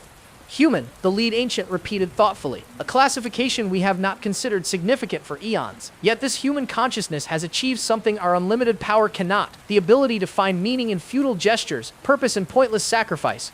"It's not pointless," Goku said, struggling to remain standing as the prolonged battle took its toll. "Every life saved, every choice preserved, every moment of freedom protected. It all adds up to something greater than any individual power level or cosmic classification." The revelation that followed changed the course of the conflict in ways no one could have predicted. The ancients, beings who had transcended physical existence and achieved power beyond mortal comprehension, realized that in their quest for ultimate strength, they had lost something that this wounded, exhausted human warrior still possessed: the ability to find purpose beyond personal power. "We withdraw," the lead ancient announced, its form beginning to shift back toward its spacecraft. "The transformation knowledge we sought is indeed too dangerous to acquire, not because of its power, but because of its cost. We have seen what becomes of those who sacrifice meaning for strength, and we choose not to repeat that error." As the ancient ships lifted off and disappeared back into the cosmic void, Goku finally collapsed, his body unable to sustain itself any longer. But as Chi-Chi and Gohan rushed to his side, as Earth's defenders finally emerged from their hiding places, it became clear that his impossible victory had come at a price that would reshape everything they thought they knew about heroism. The 17 hours of combat had pushed Goku beyond every previous limit, not through power amplification, but through sheer determination. His body was breaking down at the cellular level, the strain of fighting cosmic-level opponents with purely human strength having damaged him in ways that conventional healing couldn't address. "The doctors say it's unlike anything they've ever seen," Bulma explained to the assembled friends and family gathered in the hospital waiting room. "His life force itself seems to be burning out, as if he used up years of his natural lifespan in those 17 hours of impossible combat." "How long does he have?" Chi-Chi asked, her voice steady despite the tears streaming down her face. "Months, maybe weeks," Bulma replied gently. "I'm sorry, Chi-Chi, there's nothing our technology can do. He pushed the human body beyond its design specifications, and the price for that is something we can't heal or reverse." The irony wasn't lost on any of them. Goku had survived battles against cosmic emperors, androids from the future, and beings of pure evil, only to be defeated by the simple human limitations he had refused to transcend through artificial means. But in the days that followed, as news of his sacrifice spread across Earth and beyond, something unprecedented began to happen. Civilizations that had never heard of humanity before began sending representatives, not to conquer or study, but to pay their respects to a being who had shown them what true strength actually meant. He changed the cosmic conversation about power. One ambassador explained to the gathering of world leaders, "For eons, strength has been measured purely in terms of destructive capability. But your warrior demonstrated something we had forgotten, that the greatest power lies not in the ability to destroy, but in the willingness to sacrifice everything to protect what you love." Gohan, now 5 years old and beginning to understand the full scope of what his father had accomplished, sat beside Goku's hospital bed and asked the question that had been haunting him for weeks. "Daddy, do you regret choosing to be human instead of staying strong like the scary golden person?" Goku smiled, his face gaunt, but his eyes clear with the peace of someone who had found his true purpose. "No, son. Being that strong meant being alone, meant not caring about anyone or anything except power. Being human means being part of something bigger than myself. Being your father, your mother's husband, Earth's protector. That's worth any price. Dear price." The betrayal that had nearly destroyed their world had ultimately revealed the true meaning of heroism. Not the power to impose your will on others, but the strength to sacrifice everything for those you love. And that lesson would echo across the universe long after the man who taught it had returned to the stars. 6 months after Goku's sacrifice, Earth had become something unprecedented in galactic history. A planet that commanded respect, not through military might or technological superiority, but through the moral authority of its greatest hero's final stand. The transformation was visible in ways both subtle and profound. Where once Earth had been classified as a primitive backwater world, barely worth the attention of cosmic-level civilizations, it was now the subject of philosophical debates in universities across 17 galaxies. The story of the warrior who chose humanity over godhood had become legend, inspiring changes in how advanced civilizations viewed concepts of strength and sacrifice. Chi-Chi stood in the garden behind their rebuilt home on Mount Paozu, watching Gohan practice the martial arts forms his father had begun teaching him before the transformation changed everything. But these weren't the aggressive, power-focused techniques of Saiyan combat. These were the gentle, flowing movements that Goku had developed during his final months, forms that emphasized protection and precision over raw destructive force. "Remember, Gohan," she said as her son moved through the complex kata. "Strength isn't about how much power you can generate. It's about knowing when to use that power and when to show restraint." The 5-year-old nodded solemnly, his movements displaying the incredible potential that had once made his transformed father see him as a weapon to be forged. But instead of the cold calculation that Kakarot had tried to instill, Gohan's training was guided by the same principles that had allowed Goku to stand against the ancients, the understanding that true power came from protecting others, not dominating them. The changes extended far beyond their personal family dynamic. Across Earth, a new generation of martial artists was emerging, inspired by the story of the hero who had chosen love over conquest. Dojos that had once focused on competition and personal advancement were now teaching defensive techniques and protective strategies. Krillin had taken over much of Goku's role as Earth's primary defender, but his approach was fundamentally different from his predecessors. Where Goku had often relied on constantly escalating power levels to meet each new threat, Krillin emphasized teamwork, strategy, and the kind of collective defense that no single opponent could easily overcome. The old way of doing things was unsustainable. He explained to a gathering of Earth's martial arts masters. Each new enemy was stronger than the last, forcing us to constantly push past our limits just to survive. But Goku's final battle showed us something different. Sometimes the most powerful response isn't to meet force with force, but to stand firm on principles that can't be shaken by any amount of raw power. The lesson had resonated far beyond Earth's martial arts community. Governments around the world had begun restructuring their military doctrines, shifting from offensive capabilities to defensive strategies that emphasized protection of civilian populations over territorial conquest. Vegeta had remained on Earth, officially as an observer for the remnants of the Saiyan race, but in reality struggling with philosophical questions that had never occurred to him during his centuries as a conqueror. The Prince of all Saiyans had spent his entire life believing that strength was measured in terms of destructive capability and political dominance. Watching Goku achieve victory over cosmic-level opponents through sheer moral determination had challenged every assumption Vegeta held about the nature of power. "I don't understand it," he confided to Bulma during one of their increasingly frequent conversations. "He was weaker than me in every measurable way. His energy levels were pathetic. His physical capabilities were limited. His techniques were elementary. Yet he accomplished something I never could with all my royal power and elite training." "Maybe that's the point," Bulma replied gently. "Maybe true strength isn't about what you can destroy, but about what you're willing to sacrifice to protect others." The concept was still alien to Vegeta's warrior mindset, but he found himself drawn to it in ways he couldn't fully explain. There was something about Goku's final transformation, not into a being of cosmic power, but into someone who embodied the best aspects of humanity, that resonated with parts of Vegeta's consciousness he had never acknowledged. The changes were perhaps most visible in young Gohan himself. The boy who had once been forced to witness systematic genocide and trained to view compassion as weakness was now developing into something that would have amazed his father, a warrior philosopher who combined incredible potential power with an unshakable moral foundation. "I want to be strong like Daddy was," Gohan told his mother one evening as they worked together in their garden. Not the scary strong that hurt people, but the good strong that protected them. "What do you think that means?" Chi-Chi asked, using the teaching methods that Goku had developed during his final months. "I think it means being brave enough to help people even when it's hard," Gohan replied with the startling insight that had always characterized his understanding of complex concepts. Like when Daddy fought those big scary aliens even though he knew he might not win. He did it because it was the right thing to do, not because he thought he was strong enough.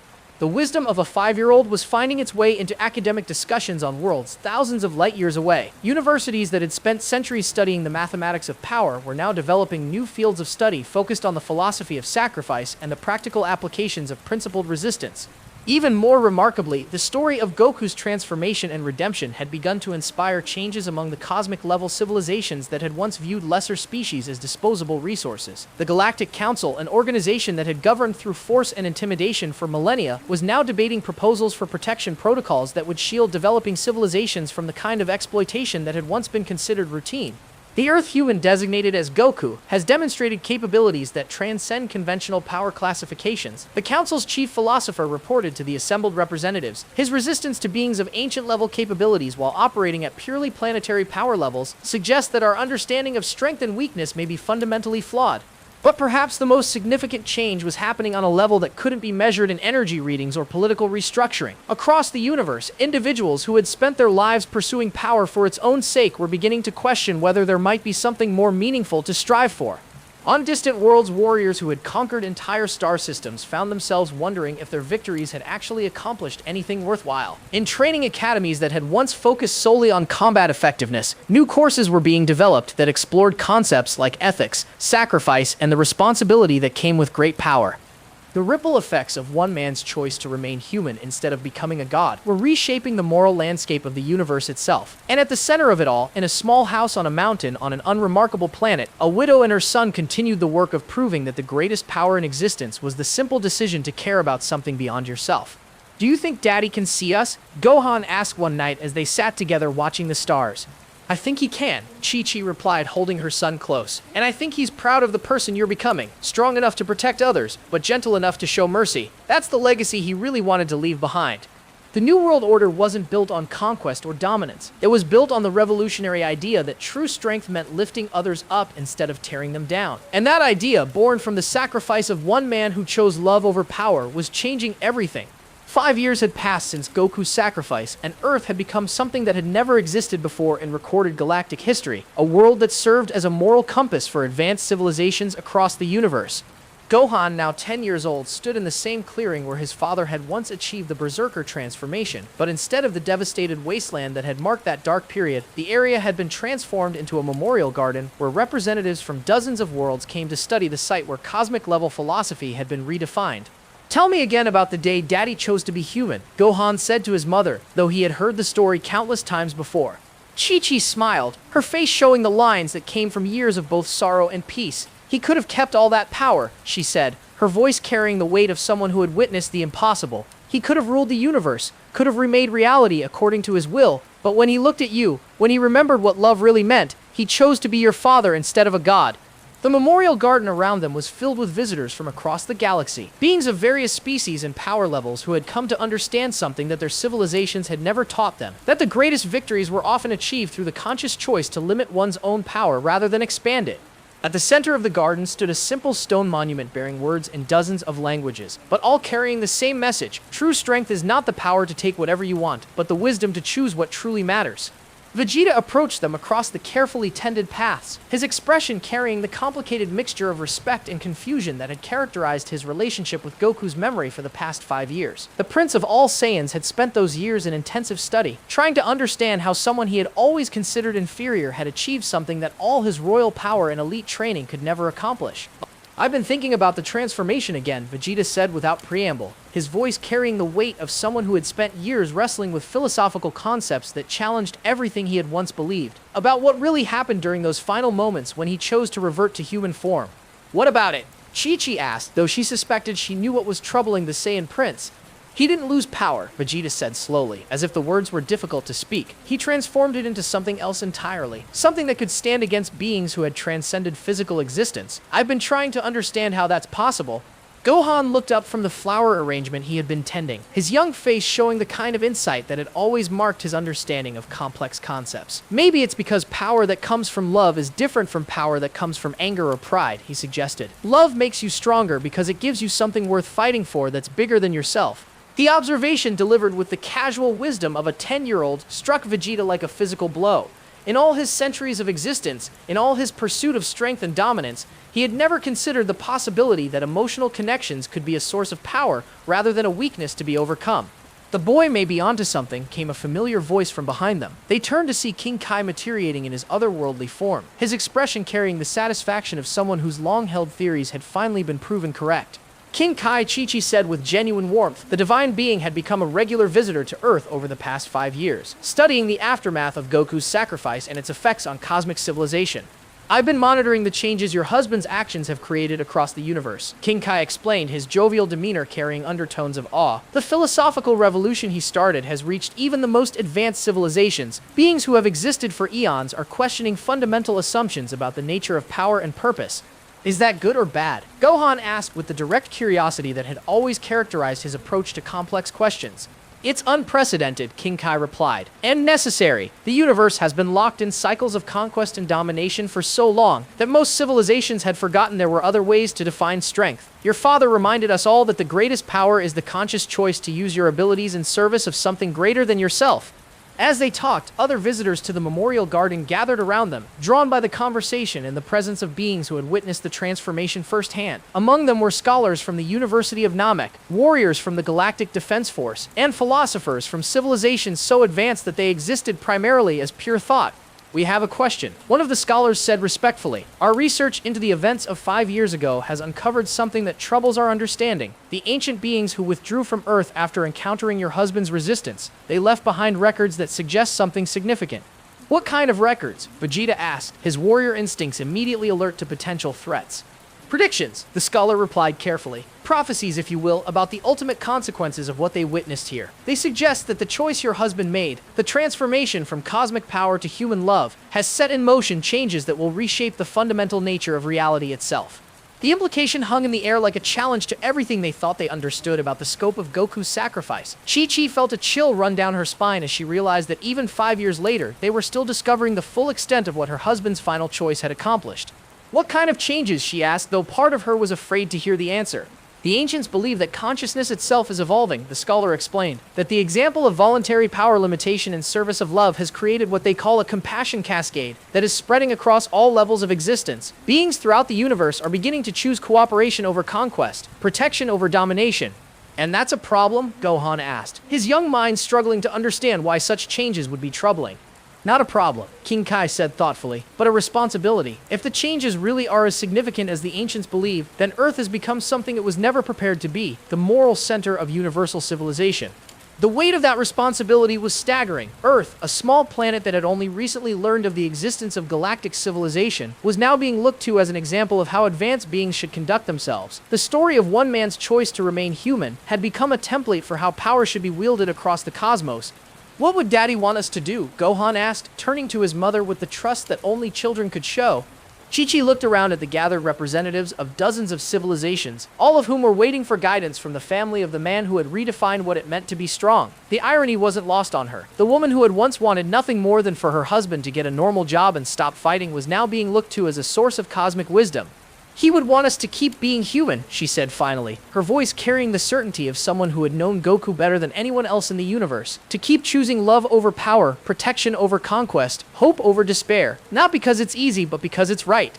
The eternal question that had driven Goku's final transformation, the choice between power and love, between dominance and service, between godhood and humanity, had become the defining challenge of an entire universe. And the answer, as simple and profound as it was revolutionary, continued to echo across the stars.